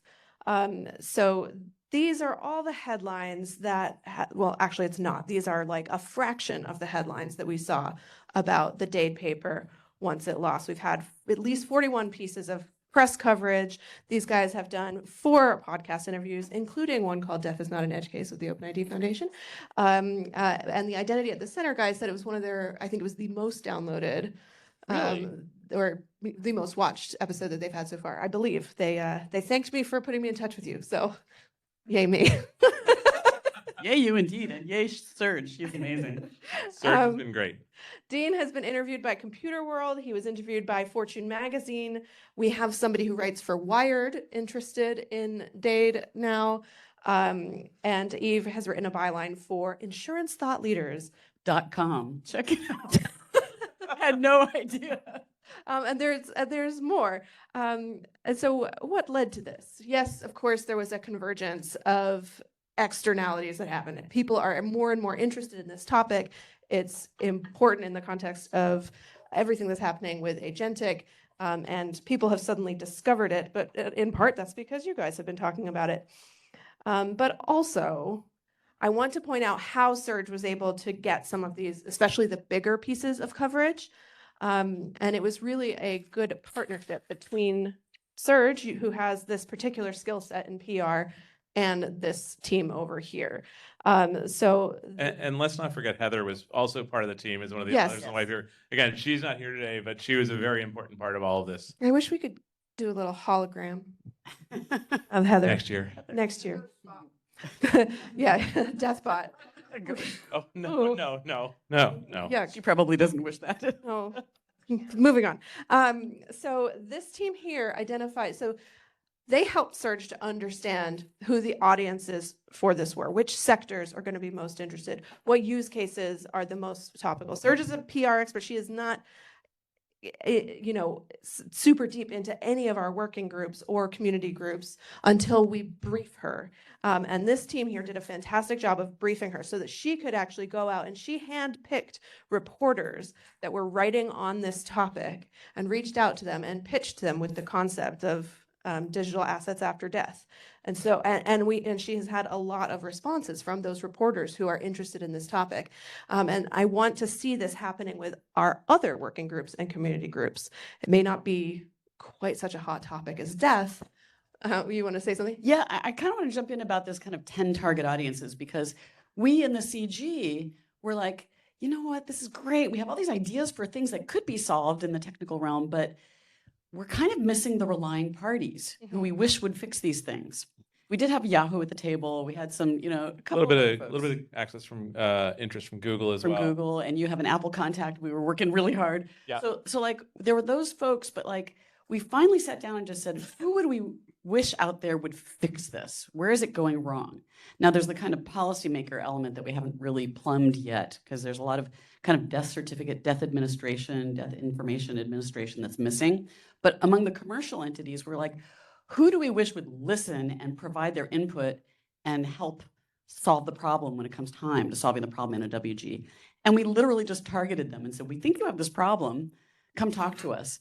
And like in the case of insurance, so I'm the one who I put together a byline article for the insurance people. I'm like, okay, what problems is mostly life insurance? What do we wish would work better? So this is kind of a product market fit thing that we did. And I really like to encourage standards folks to think about what they're doing as a product just as much as anything else needs to achieve market fit. So, and it seems to be working, so. Yep, great point. And if anybody's interested in doing that, both me and Serge are perfectly happy to sit down on a dedicated call to do the product market fit work with you guys, because we need your knowledge, and we have something to bring to the table too there on the marketing team.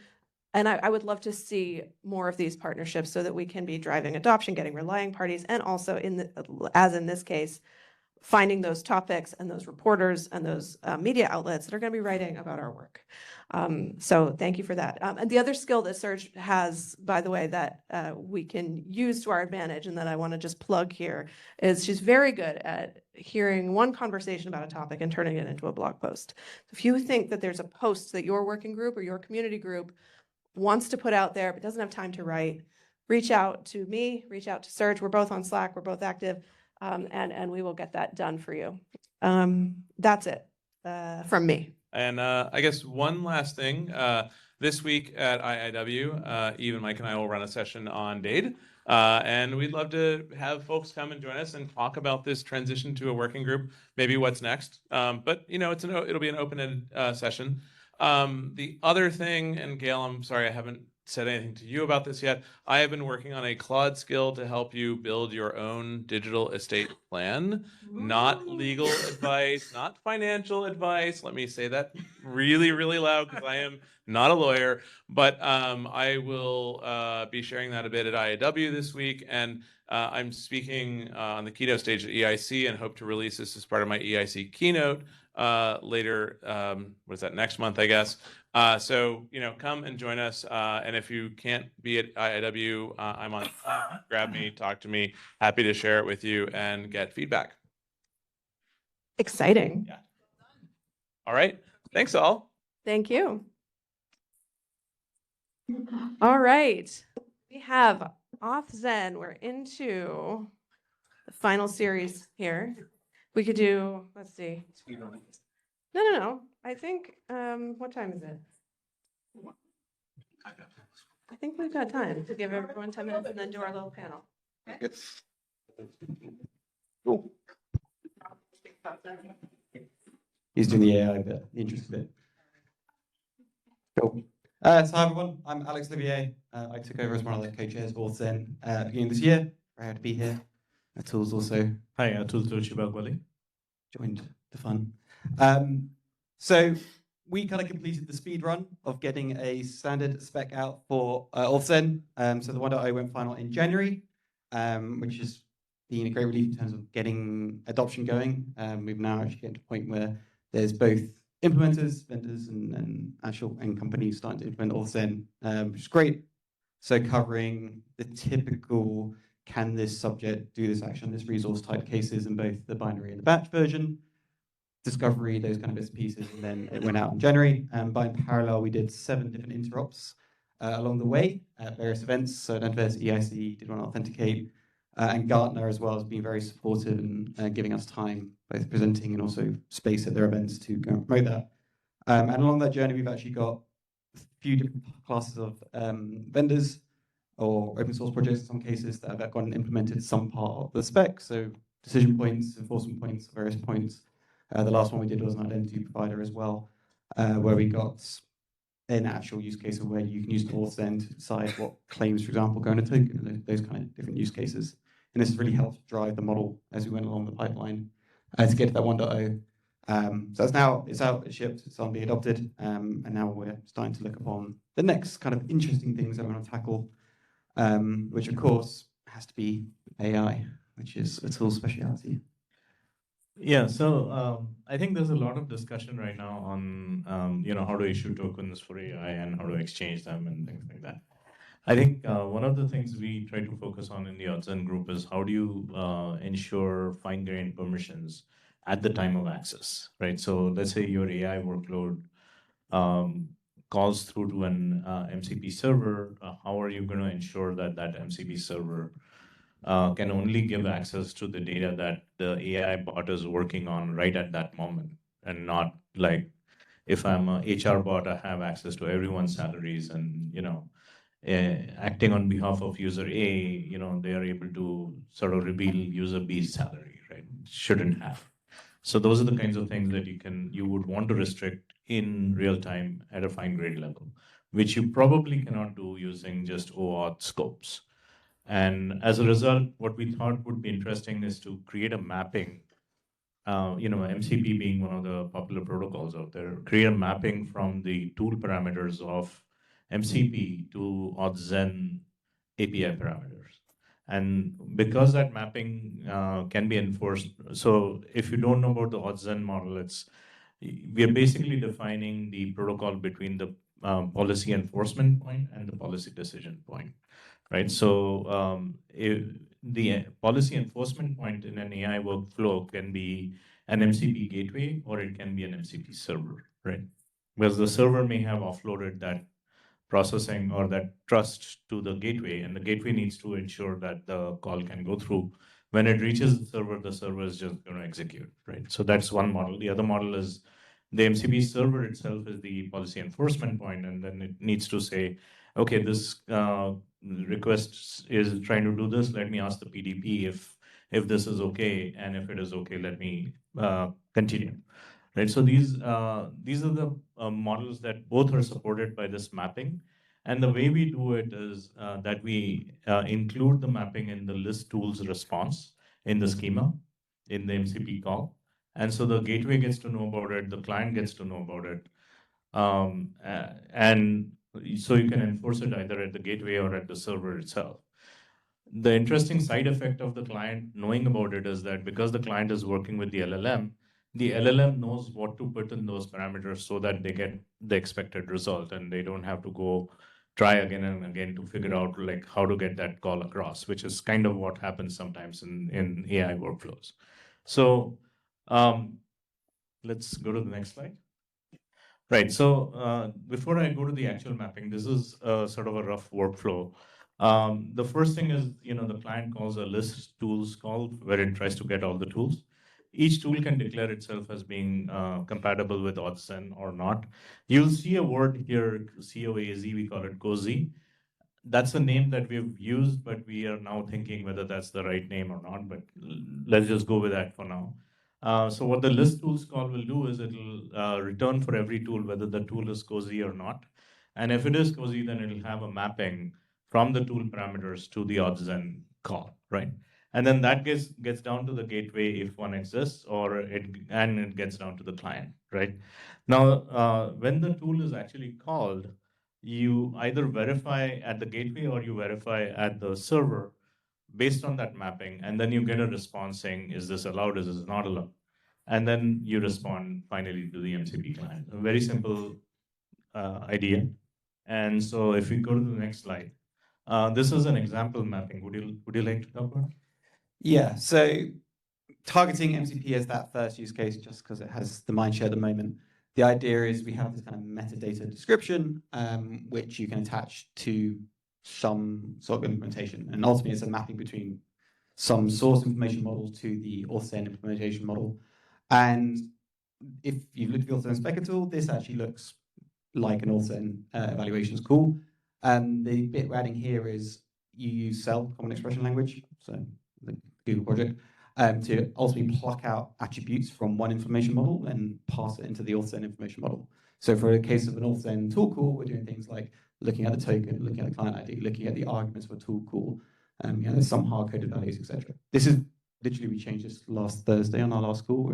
This is kind of very fresh, and we're still working through it. Atul and I are going to be doing a demo hour at IIW later this week, kind of showing a reference implementation of a very, very early draft of what this looks like. Yeah, so if you're interested in seeing this in action, join us on Wednesday, I think. Yes. In the demo hour, table 19. Well remembered. So. Cool. Other things just quickly. Oh, sorry. I mean, it seems like you went there yourself with that very detail. So I'm going to ask a question and just shut me down if it's too detailed. You mentioned an example of, can I view your salary? I make my MCP client ask for your salary, and you're saying you can access this function or not.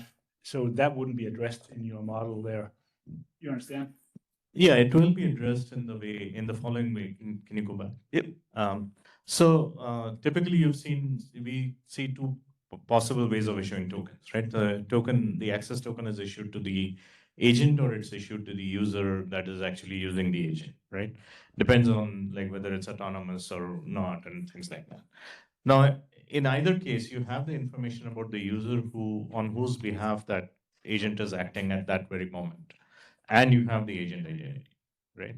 Based on those two things, a PDP, a policy decision point, will be able to express, you can express a policy at the PDP saying if an agent that is chartered to work on HR that has access to salary data is acting on behalf of user A, then they have access to user A's. Oh, and they can check the arguments. Yeah, and that's the whole principle behind ODZEN. It's a real-time check for fine-grained permissions. Yes. So.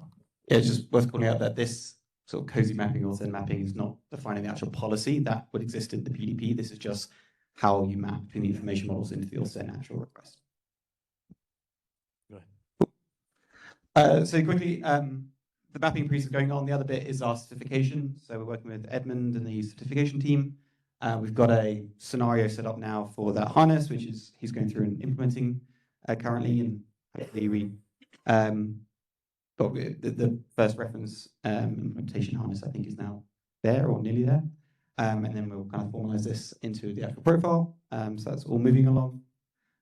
And then in terms of what we want to start covering, so after 1.0, obviously getting this mapping concept in place is kind of one of the foundational pieces which allows us to start taking that concept and applying it to things like a typical API gateway use case, how you map from like an HTTP information model into a OSM model, what the profile might look like for IDPs, what that might look like for a few other domains that we're kind of seeing coming up across the working group.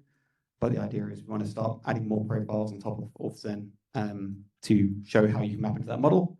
And then more foundationally in the spec, things like adding support for partial evaluation. So rather than answer the question, can this user do this action as resource? The question is more like, what conditions need to be applied? Question at the back.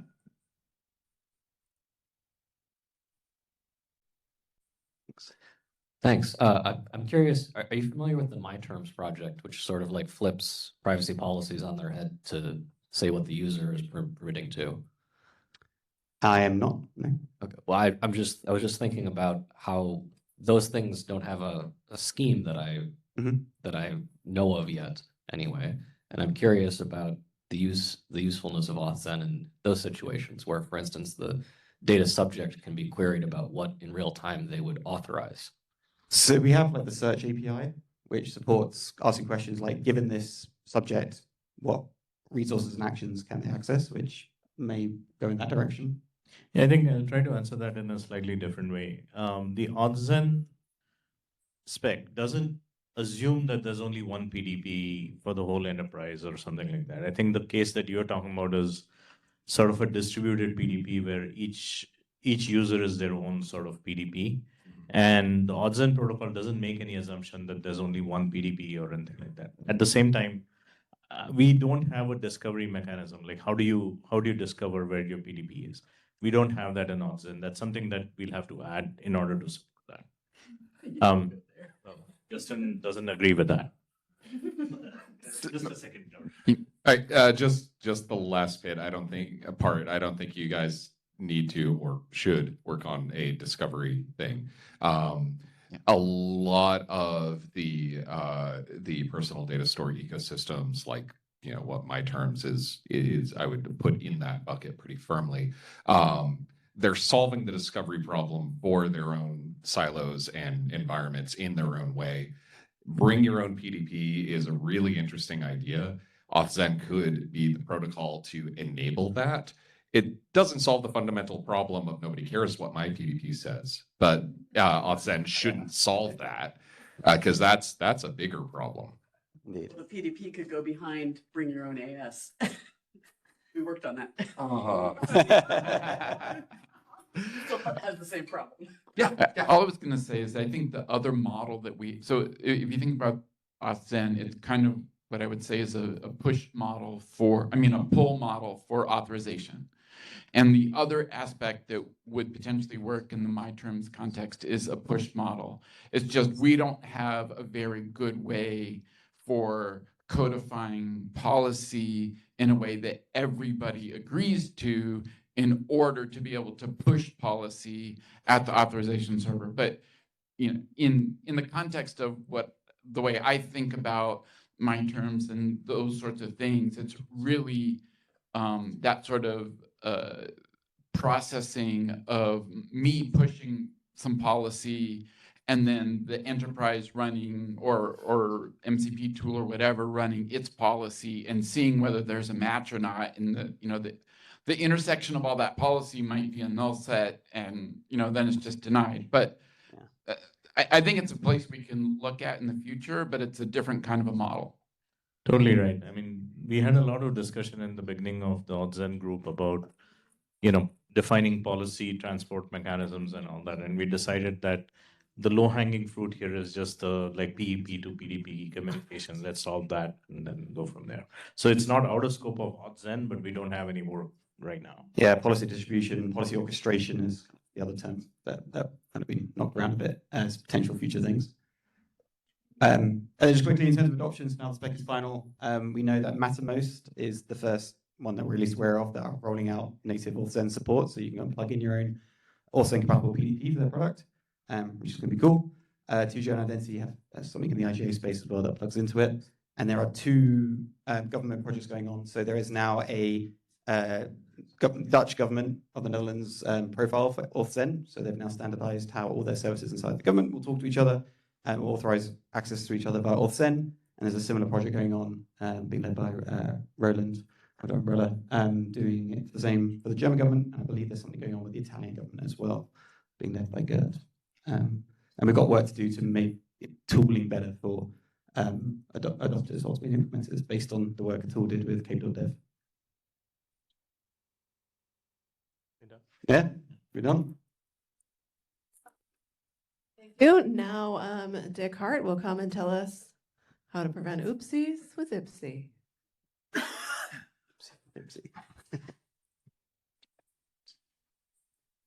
He really wants to. Oh, yeah. I gotta hold that.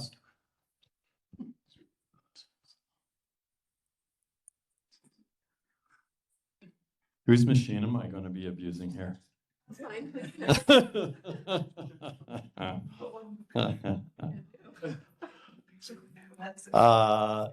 Yeah, so I put these together this morning, just sort of repurpose some other slides. How do I go forward? Why does that?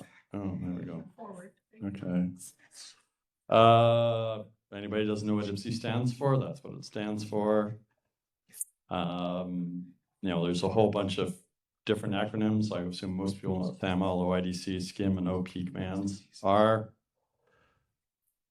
There's the protocol for logging in and the protocol for account lifecycle. And, a key piece around why we're doing this, a lot of enterprises want to go and centrally manage how people can log in and manage who can go and be doing what. IPSY sort of covers the space. And part of what we're doing in IPSY is how do we sort of have a maturity curve. People don't have to do like the most secure thing right away. They can sort of do some stuff and then do more stuff later. So why is IPSY important, right? Well, for particularly around SAML, you can kind of do anything. You set it up however you want, but bad things might happen. And so many enterprises set up their own security requirements around what do you have to do, how's it supposed to be set up. And they say, here's how I want my SAML to work, or somewhat with OpenID Connect, but less so. And then something bad happens because it didn't work. And so that was the oopsie. So the profiles are really profiling existing things, but as we've dug into it, we found that there are a number of things that people do that didn't have any specs on them. And so we're working on profiling some of those things. So there's 2 dimensions to IPSI, session lifecycle with SL1, 2, and 3. And then as you need more security, then you go and you do things that are harder and provide more security. And similarly, account lifecycle around managing the accounts at an app that has a progression of things. One of the changes that happened since the last one of these meetings was that we realized that some of what we're profiling is really work that's done in other areas. So the SCIM work is now actually happening over in the ITF SCIM working group, and they sync back and report to us. And Aaron and I still have it to do of spooling up a SAML group over in Kantara. The Kantara people are welcoming for us to sort of drive some SAML work over there, which is where a lot of SAML expertise is. And so the IPSI levels will stay within the foundation, the OpenID Connect will be in the foundation, and the OpenID provider commands stuff will stay in the foundation. Questions? Because we have a lot of time, so. Oh, excellent, I'm gonna go away. All right, shared signals is next. You're so shy. Yeah, exactly. That's what everyone says when they see Dick. Said no one ever. Yes. You're on.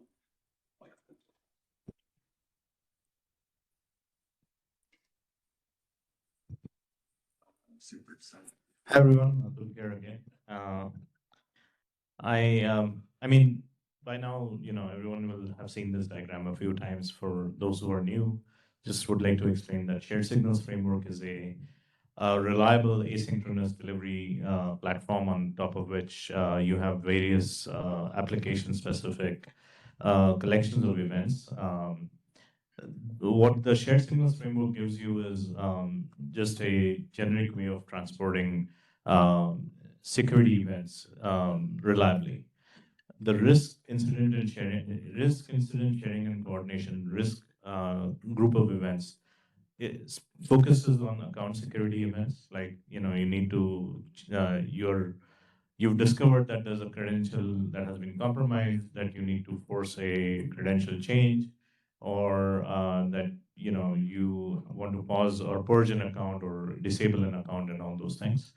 The continuous access evaluation profile, CAPE, is all about session security. So this is about, a session being revoked, a credential being changed, anything that will modify the existing properties of a session that is currently in flight. And then the third set of events, which is actually being developed in the IETF, uses shared signals as an option. So it can be done without shared signals, but it can also use shared signal.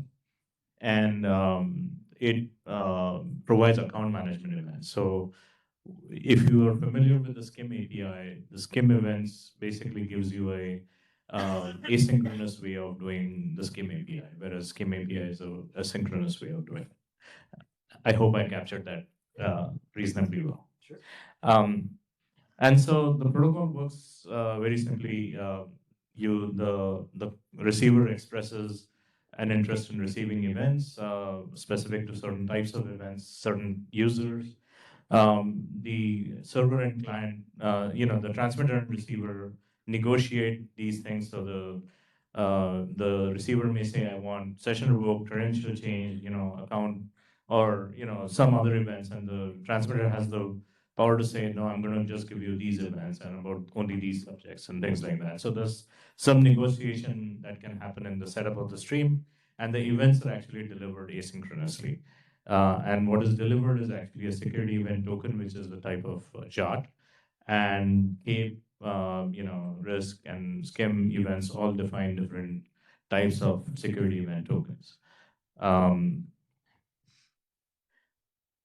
Now, the new work that we're doing. So before I go to the new work, just a quick update on the working group activities. we're now seeing broad adoption of the CAPE set of events by a large number of vendors. Now, if you just look through, just recently, Brightive, which is a PAM vendor, announced support for the shared signals and events, or a shared signals framework. We are also seeing other companies, a lot of discussions, like at the RSA conference. There were a lot of vendors interested in getting certified, getting their shared signals and implementations out there. I don't know which ones I can talk about or not, but just to get a temperature check, I think this is now going into the phase where a number of companies will have implementations pretty soon. And obviously we have Apple, Google, CrowdStrike, where I work, and SailPoint, Okta, a bunch of other companies that are already supporting the standard right now. Now, the new thing that we're doing here, so we have the spec, which is final. We are now launching the certification program. But the new thing that we're working on from a standards development point of view is action receipts. Now, the shared signals framework actually gives you acknowledgement of whether an event was delivered or not. So what you get is, when you send an event, the reliability comes from the fact that the receiver can tell the transmitter that, yes, I received this event, or I did not receive this event. No, there was an error processing this event. The action receipt part is sort of where you want to acknowledge the completion of some expectation from the receiver. So, for example, if you have sent a session revoked event, and the expectation that the transmitter has is that the receiver will have revoked their own session, then the action receipt is a way of communicating the completion of that action. So it changes the behavior of shared signal or CAPE, for example, from being just a descriptive protocol to being a more prescriptive protocol. But it does not apply to all use cases. So this will be a separate spec on top of the shared signal spec, which will not, which you would have the option of not using or using depending upon your use cases. So that's all right. So Joseph, do you want to talk about this? You're very welcome to. Thanks, mate. So we've been working very hard with the working group on the shared signals conformance tests. Thomas from my team has been leading that. The working group have been helping us clarify some of the spec issues and questions that we had. So we're concentrating on the CAPE profile at the moment for both transmitters and receivers. We have a pretty full set of tests now that quite a few people in the working group have tried out. I don't know what the number is.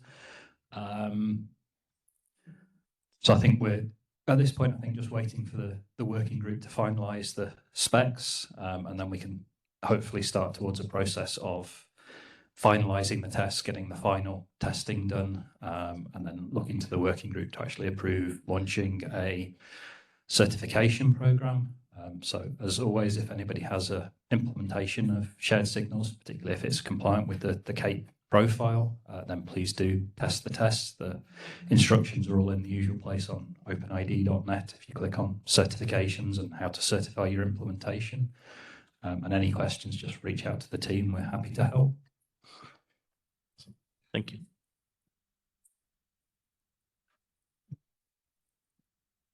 All right. Thank you very much. All right, and now to close out the day, but we will have a quick discussion afterwards about what IIW sessions we're going to call. But the last proper session, we want to have all of those view building specs for the enterprise. So that would be IPSI, Zen, shared signals. Come up, have a little chat, try and tie these all together for us. And then Alex very kindly put together a kind of framework for the discussion you're going to have. What's this for? Claude came up. I guess I'll moderate these questions you see on screen. Oh, Dick's coming. Oh, I'm not here. Okay. No, you can pull another chair. All male panel. Go for it. A manel. Manel. Makes it sound worse. All right, I would actually love to just hear from each of you about how you think these specs complement one another from an enterprise. Like if I'm a product manager in a big company, tell me, each of you, what's your perspective? Start over there. All right, starting with you, Mike Kaiser. Okay, starting with me. In my mind, this all relates to things happening in real time. I don't see any of these acting independently, like a lot of the standards we're working on in the OpenID. Like I think we're all dancing around a similar problem, where for something like Auth-Zen, you have policy throughout your organizations. You'd really like that policy to be enacted real time. So this gives you a way to kind of centralize that approach. But at the same time, shared signals make sure that the data and the attributes that Auth-Zen is using is up to date. Because if that's not up to date, then your policy is a pile of nothing, really.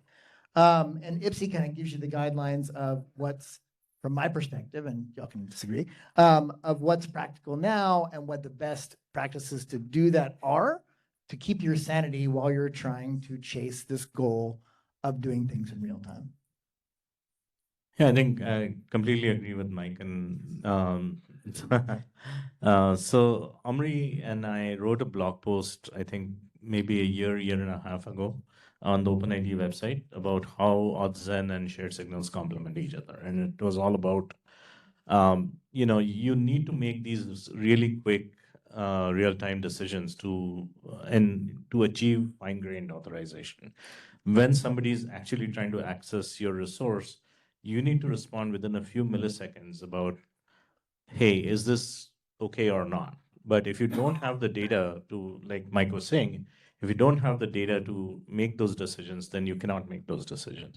And it's too late for you to, at that time, go out and fetch that data, right?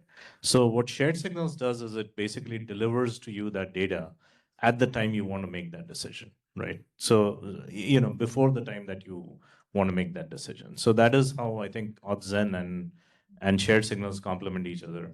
And what IPSI is providing is a sort of a profile that defines various levels of compliance so that you can know where your enterprise is on that journey to having, security. Yeah, I mean, I look at this from my day job. I run an authorization management platform company. And the hardest question a lot of the time is we get policy, we get decision points, we get the idea of defense in depth, you do these checks at every layer. The challenge comes in, okay, well, how do I get the right context? How do I get the right data? How do I get the right notifications to basically inform those decisions?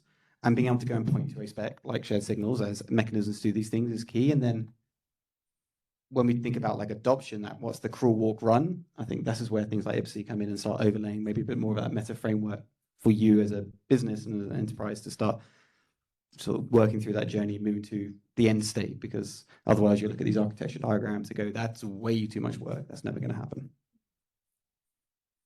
Now you see why I wanted to be at the end, because they just said. Because they're so articulate. Profiles what they're doing.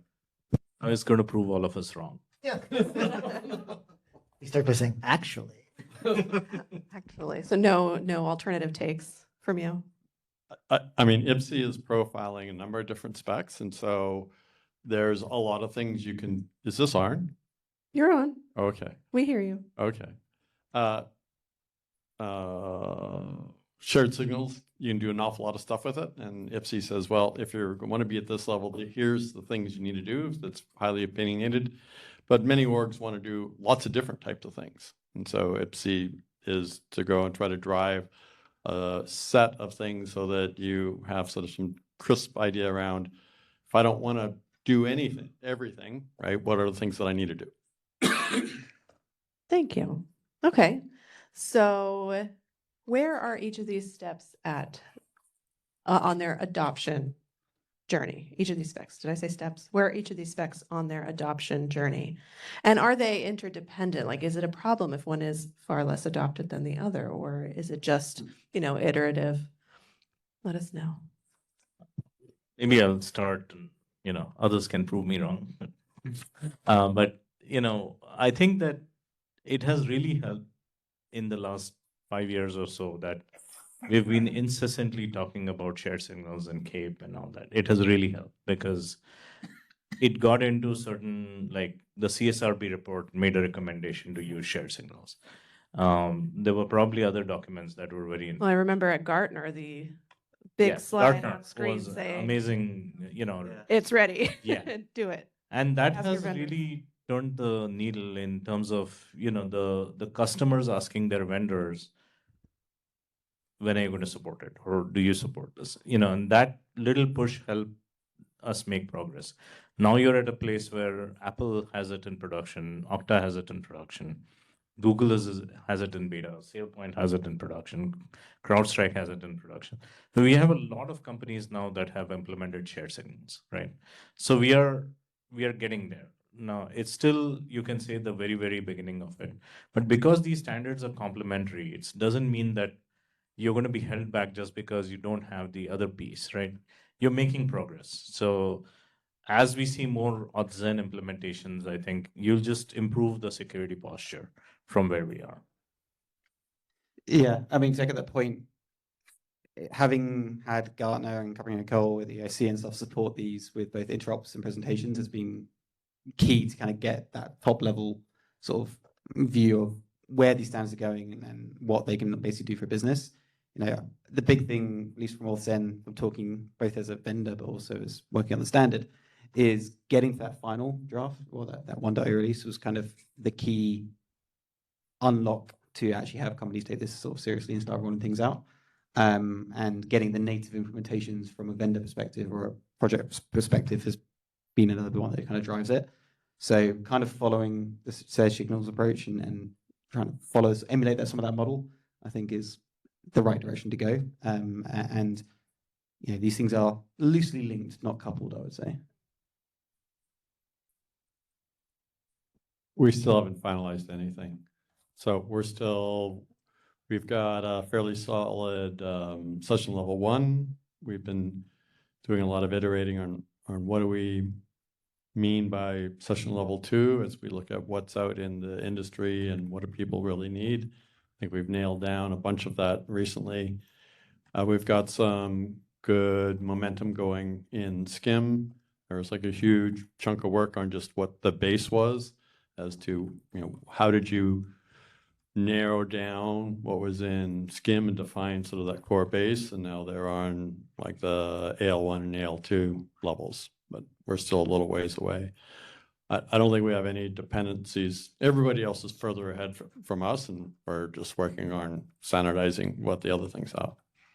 They're all pretty flexible, and there's a different gateway drug for everybody is probably the ultimate answer, right? Some people want to have real-time information sharing because they have disjointed architectures. Some people want fine-grained access everywhere in a consistent way. Some people are saying, my architecture is a dumpster fire, so IPSI, save me and give me a pathway that I can sell up to my constituencies that's authorized by OpenID and has those bona fides and said, this is the path forward. So everyone's going to feel a different itch, but the beauty of it kind of working together flexibly is it doesn't really matter where you start. You can start pulling in the other stuff as well. I think that point's really key. Like the bit we were talking about this in the working group a few weeks ago, the bit that I think we're missing is like reference architectures beyond just the very formal specification, but like give me a Docker Compose stack or whatever that spins up a kind of best practice for how I connect these things together with an Auth0 PDP, some sort of IDP, a shared signals receiver transmitter. Yeah, I think that's what we need to do more. That's spanning multiple working groups as like a best practice reference architecturing that's more than just a box and arrow diagram. Things like cape.dev, we're going to do the similar one for Auth0 as well. It's awesome. Well, use your idea. You're an inspiration, a tool. No, I know we talked about it. I didn't know you were going to. Me and Claude, we'll get it done. But I think that more broadly is something that would be really good. And I don't know where that sits or how we coordinate that, but I like writing code and building reference architectures and those kind of things. And I think it really helps make these specs much more concrete and like real and allow you to like tinker with things and understand how they work rather than reading potentially long documents. But everyone works slightly differently. So I think we just need to find that balance. Yeah, you put on the slide here that the interesting work is at the seams, and that this seems like either a segue into that or all that needs to be said. But did you want to double click on that anymore, or anybody else?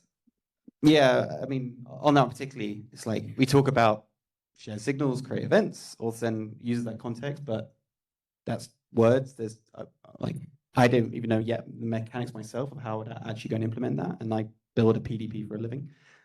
So I think, again, it's that kind of cross-working group bit around like, how do we paint the picture a bit more of how these different standards actually interop together rather than interop of a standard itself? I think for what, I mean, we are doing a lot of work and really appreciate the participation of the community here. But I think we still have a lot of blind spots. Like, for example, we don't know how to agree on device identifiers across different applications, right?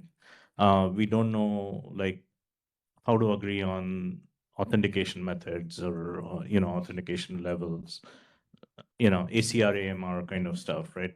There's stuff out there, we don't know how to do that interoperably across odds and, shared signals, everything, right? So I think, like you say, the work is at the seams. This is an example of that, right? So Not overly specifying things, I think promotes unity across all the groups and also gets buy-in from analysts who have their own itch to scratch, right? They want technical bona fides, and that's what Gartner got. And so that's what led them to being on stage saying you have to have these standards. And so it's a self-feeding model. When you don't describe everything, you leave the door open for them to come in and pontificate and support you. Fabric everywhere. All right. Well, as always, the last question, AI. This is you. Go on, Dick. What changes with AI? What's already changed? AI sucked the oxygen out of the room for a lot of other work, right? Just even myself, right? IPSI was critical for a number of the customers we work with. All the stuff we were doing was important 6 months ago, and now everyone's wondering, how do I deal with AI and identity? I mean, I think, especially in this particular world, I think obviously we need to define, like we were talking about, some kind of best practices or reference architecture or blueprint or whatever about AI in the enterprise, right? And maybe that's within the scope of IPSI, or maybe it's a separate group, or we don't know what shape it will take, but the need is there, right? But the other thing I wonder with AI, a couple of things, right? One is we spent quite a bit of effort and money to do a security analysis of shared signals. Can AI do that more efficiently for us, and can we rev it more quickly, right? The other thing is implementers seem to be dissuaded that there are no SDKs or something that we have, right? Can AI help us get those out there for all the languages that anybody would be interested in? Like, I would love to have a COBOL implementation of shared signals. Fine, knock yourself out, right? Like, so I think it's not just about AI being a problem area, it's also sort of AI being a solution area for us, right? So I don't see any conflict at all, actually. And I think a lot of people think AI and they think, oh, I need this whole new spec, like we saw, like I said, 20 specs and OAuth, whatever. We need this new way of doing things. When actually, no, we don't really need a completely new way of thinking. Use what you already have. And that's what these standards do, is it gives you that foundation. It's AI this week, and next year it'll be something else, right? And I think what you're seeing is these standards are flexible enough to provide the plumbing for whatever you want to secure. A good example here, SCIM events is going to be important, because what else is the SCIM working group doing? They're trying to define objects for SCIM to handle for AI identities. And then with SCIM events and CAPE, and you have all this stuff just immediately being effective and applying to a new use case when you didn't have to invest in this new architecture, new model, And I don't think most enterprises want a new whiz bang thing for the new thing every time. I mean, from my perspective, all these specs have the idea of a subject or a user attached with it. Like, what does that mean in the case of a delegation? What does that mean, like, in terms of an on behalf of? Do we just rely on the act claim? Like, I think there's a lot, be it a mission layer, or these kind of other approaches. Like, we need almost like a common glossary and understanding of, like, when we say this is an agent, this is what it actually looks like. So when you do then plumb that into the information model of a SCIM event or an authenticating request, that we have some commonality of, like, at least how we rationalize and think about these things. Because, I mean, I'm dealing, like, with actual companies trying to implement this stuff, and one's doing it one way, another one's doing it another way, the other one's doing token exchange, the other one's like minting the other thing, and then God forbid we go down the route of people just do computer use, and then it's just randomly clicking things on the screen pretending to be you, and it's game over. So the sooner we can get to something a bit more common in terms of how we think about identity or subjects across these specs is necessary, I think. Yeah, I got a very different view on that. Software's changed, how we write software's changed, how clients work has changed dramatically. The existing specs don't fit in a number of ways into how software is starting to work and operate today. So I feel we're going to need to rethink some of the primitives, because some of our fundamental assertions that we knew ahead of time what everything was going to do with the software are out the window now. Is this an IIW cage match in development? I don't think we're disagreeing. Well, Okay. you said that we could just work with existing things, and I don't think OAuth is a fit. Exactly what he said. Another cage. Sounds like it is. Another cage match. I'll review. Okay. Review. Rephrase your position then. I was going to say, I think that, well, in the context of these standards especially, I think they are generic enough, writ large, to handle new ideas about what identity is and what claims are in tokens. It can use those, right? I think most organizations, they can evolve their thinking, but they don't want to abandon their existing infrastructure to go with a new startup idea that doesn't build on what came before.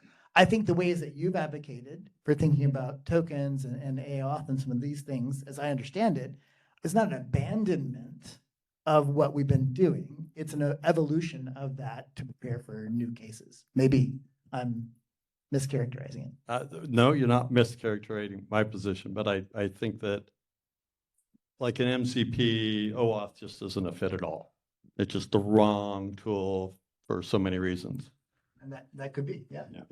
But no one's going to like throw away everything and build new thing. That's for sure. And how do you integrate with existing systems? How do you enable incremental adoption? Those are sort of core design principles that, we put into how AOAuth is built, so that we could go and build off of agents need of their own identity. We need fine granularity that each agent has its own identity, that in OpenID Connect, the relying party doesn't really have an identity, right? The OP has an identity, the user has an identity, and the client's identity is really something controlled by the OP. And you go to another OP and it's a whole other thing.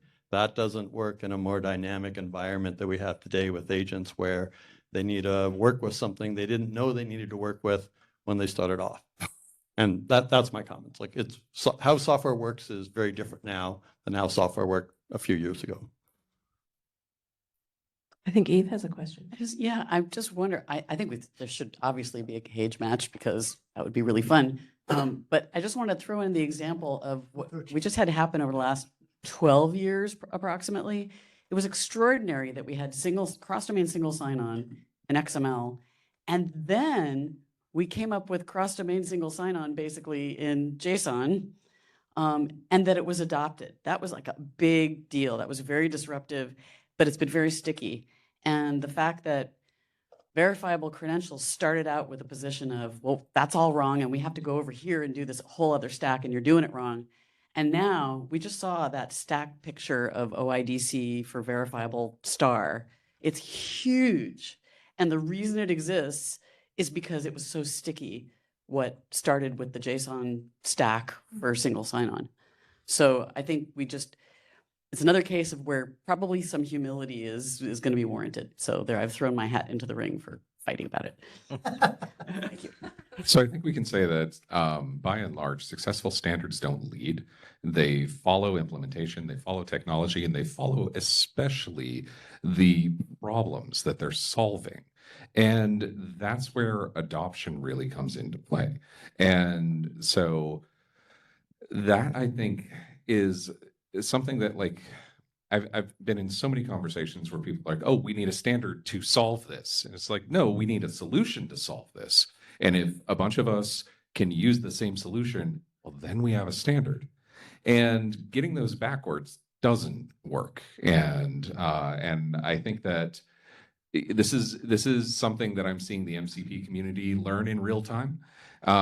It's been really kind of interesting working in that space. And it's at the end of the day, a lot of these fundamentals aren't really new, but the context is wildly different. And so I think that we're going to see new combinations, new applications, and new assumptions going into this for the problems that we're trying to solve. And us in the standards world need to be willing to follow that. And, echoing Eve, come with humility that people don't need to use a standard. They just need a solution. So one thing I think that, Justin, to your point, and maybe this wasn't your point, but what I heard anyway, or what I, not even Throw what some I chairs. heard, Throw some chairs. what I took a big for cage. myself from what you said is that the more we can do to help people correctly define the problem is super helpful, right? Because I think in the AI space, people see bits of the problem, but there isn't much of a holistic view of the problem. And so the more we can do, to Eve's point about humility, in helping sort of better define what that problem space is or what the edges of the problems are, and be thoughtful and intentional about, nope, that edge we're cutting off, right? We're not going to try and solve it. We acknowledge it, but we're not going to try and solve it. And being thoughtful about that, I think, is super important.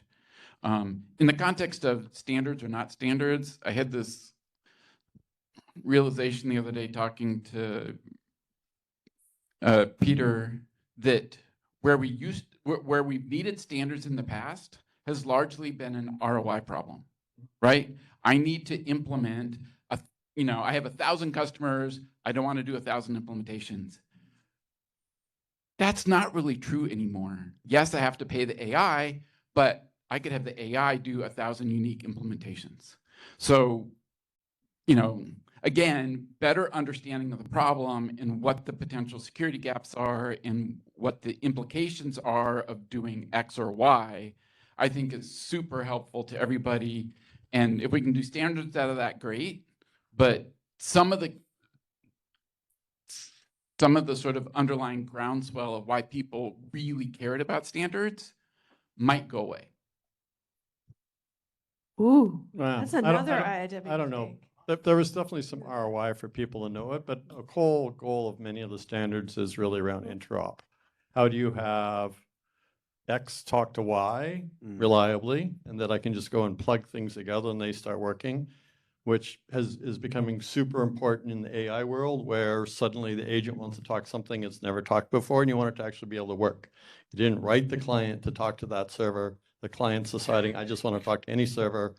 And, it kind of echoes what happened in the early days of the web, that you could have a browser that literally could just talk to any server, and 99.9% of the time it would work and the page would render correctly. We commented about, is IPSI doing stuff? I don't think IPSI should do anything about AI. I think that the problems that we're going to have with AI, we don't even know all of them yet. It's like hour one in AI today, right? Like what we do in 6 months, when we're back here in 6 months, like it's going to be, think back 6 months ago, how different AI is now from then, right? All my coding is in English now. It wasn't 6 months ago. You know, and you kind of think like, what are we going to be doing different in 6 months? I don't know. What problems are going to have? I don't know. So I don't know that we know enough to try to frame the conversations yet, but we should get out there and experiment and try to solve some things and try to find the patterns and try to get it so things work together. So pulling this back to the topic of OIDF for the enterprise, I think where standards, whether they're for identity or for agents or the intersection of the two, where they help in the enterprise is by helping us provide paved paths. Because 6 months ago, I took a new job. I work for a fintech, and I see some crazy code. And I see some crazy implementations of things that we have standardized, and we've standardized them over many, many years. And yet people still like to kind of go off on their own and do things. And the AI tools are making it much, much, much worse for me now. So where I see us, OIDF, IETF, other standards bodies playing in this space now and in the future is providing those paved paths. So a tool, yes, to COBOL for or SSF for COBOL. If that makes sense, then let's build it. Because having those paved paths that are predefined, are reasonably securely oriented, and are reasonably performant, kind of the work that IPSI is doing and profiling things to say this is the way, will help enterprises keep themselves out of trouble. Not perfectly, but it is a path to helping them be more successful in the near term. And just would like to respond to George's point about sort of why do we need a standard anymore? Because AI can just generate code to do whatever you want, right? I think, there's a real question being asked, which is, do we need something like MCP? Because MCP, if it's just front-ending an API, why not have the AI just call that API? It's very capable of doing that. Like, why do you need a standard in between? I think the reason I feel it's important is because you need a uniform way to do things so that you can manage and secure it better. Because every API call is going to look very different and you're going to have very different properties that you have to worry about. So I think standards are still going to be relevant, even though the coding is easier with AI, because you need those understandable uniform management and security properties. Okay, I'm gonna stop us here. Unless anyone has like a burning must ask. I'm stopping you. Okay, I'm putting my foot down. Thank you so much. That was a really rich conversation. I think there are at least 2 IIW sessions that I want to see called after that. And I definitely want to turn it into a blog post. So that's how we're going to conclude. And then we do have drinks for everybody after this. So make sure you get those details from me or from your email before you leave. But let's have a quick chat. After today, what IIW sessions do you want to call, or do you want someone else to call? What sessions do you want to see over the next couple? Today you had a couple. And is someone taking notes for me? Thank you. The session's also recorded if you want to. Yes, and I will be posting it online soon. Yeah, no, it's just for you and Mike. Okay. I'm just forwarding it to Mike, and there's an AI summary, price to capture actions. Excellent. Thanks, Nancy. Okay, so we just had the DCP working group call before this, and we agreed on some sessions. So there will be a session on interactive endpoint authorization via the first-party app draft, which is a topic of interest to the DCP working group. There will be a session on credential metadata updates and signatures, which is a topic of interest to the DCP working group. Ideally, I would not call both of those because I'm also going to call a bunch of other sessions. So it's going to be like me with like 5 different pieces of paper. So you're putting that out there to your co-chairs or to the co-chairs? To the other people, but I think we'll figure that out. Oh, guys, don't Interactive authorization information. Don't leave. I want to take a picture. The second one is credential metadata updates. Then there will be a session from the ecosystem community group about operator guidance and policy guidance. And it would be great if some of the City Hub people could come because it seems like it overlaps quite a lot. Then I would like to do a session about formal security verification of standards, which we also talked about at last IIW. And I think in particular DIMA is interested in this as well. So please come to that, and also Gail.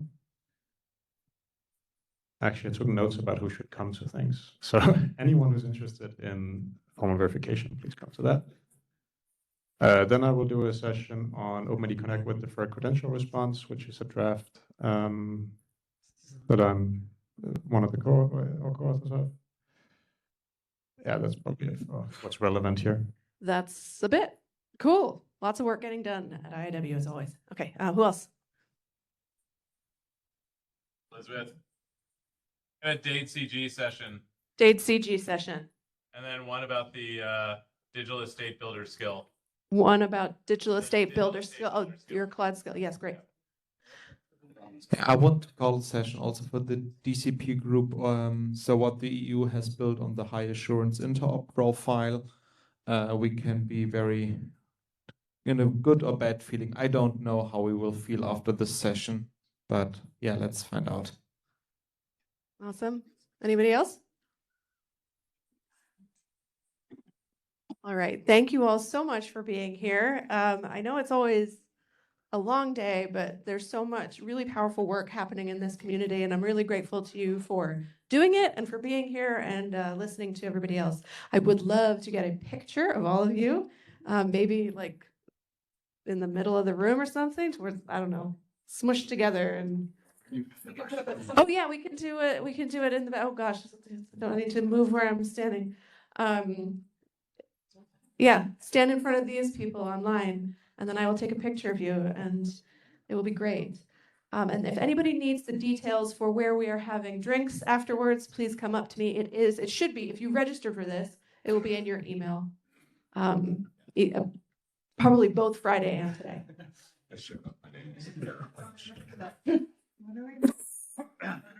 Oh. Stand in front of a wall of black stuff. Not Shenzhen, the modern life is weird. All right, tall people. Red makes me feel short. Everybody's How are you? Go over there. Yeah. Yeah. I'm small enough. You can go there. Come on, Dick. You want me to take the We're gonna Photoshop you in if you don't show. I hope so. No, you take it. That would look good. Elizabeth, I'll take it. I'm gonna take it twice. I'll do it of all of you, and then one with my face selfie style.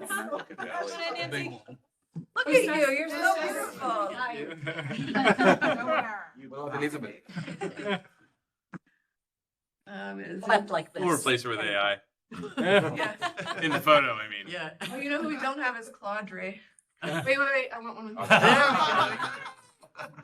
Okay. Thank you. Great.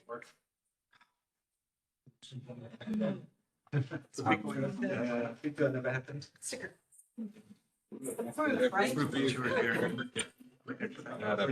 Angry.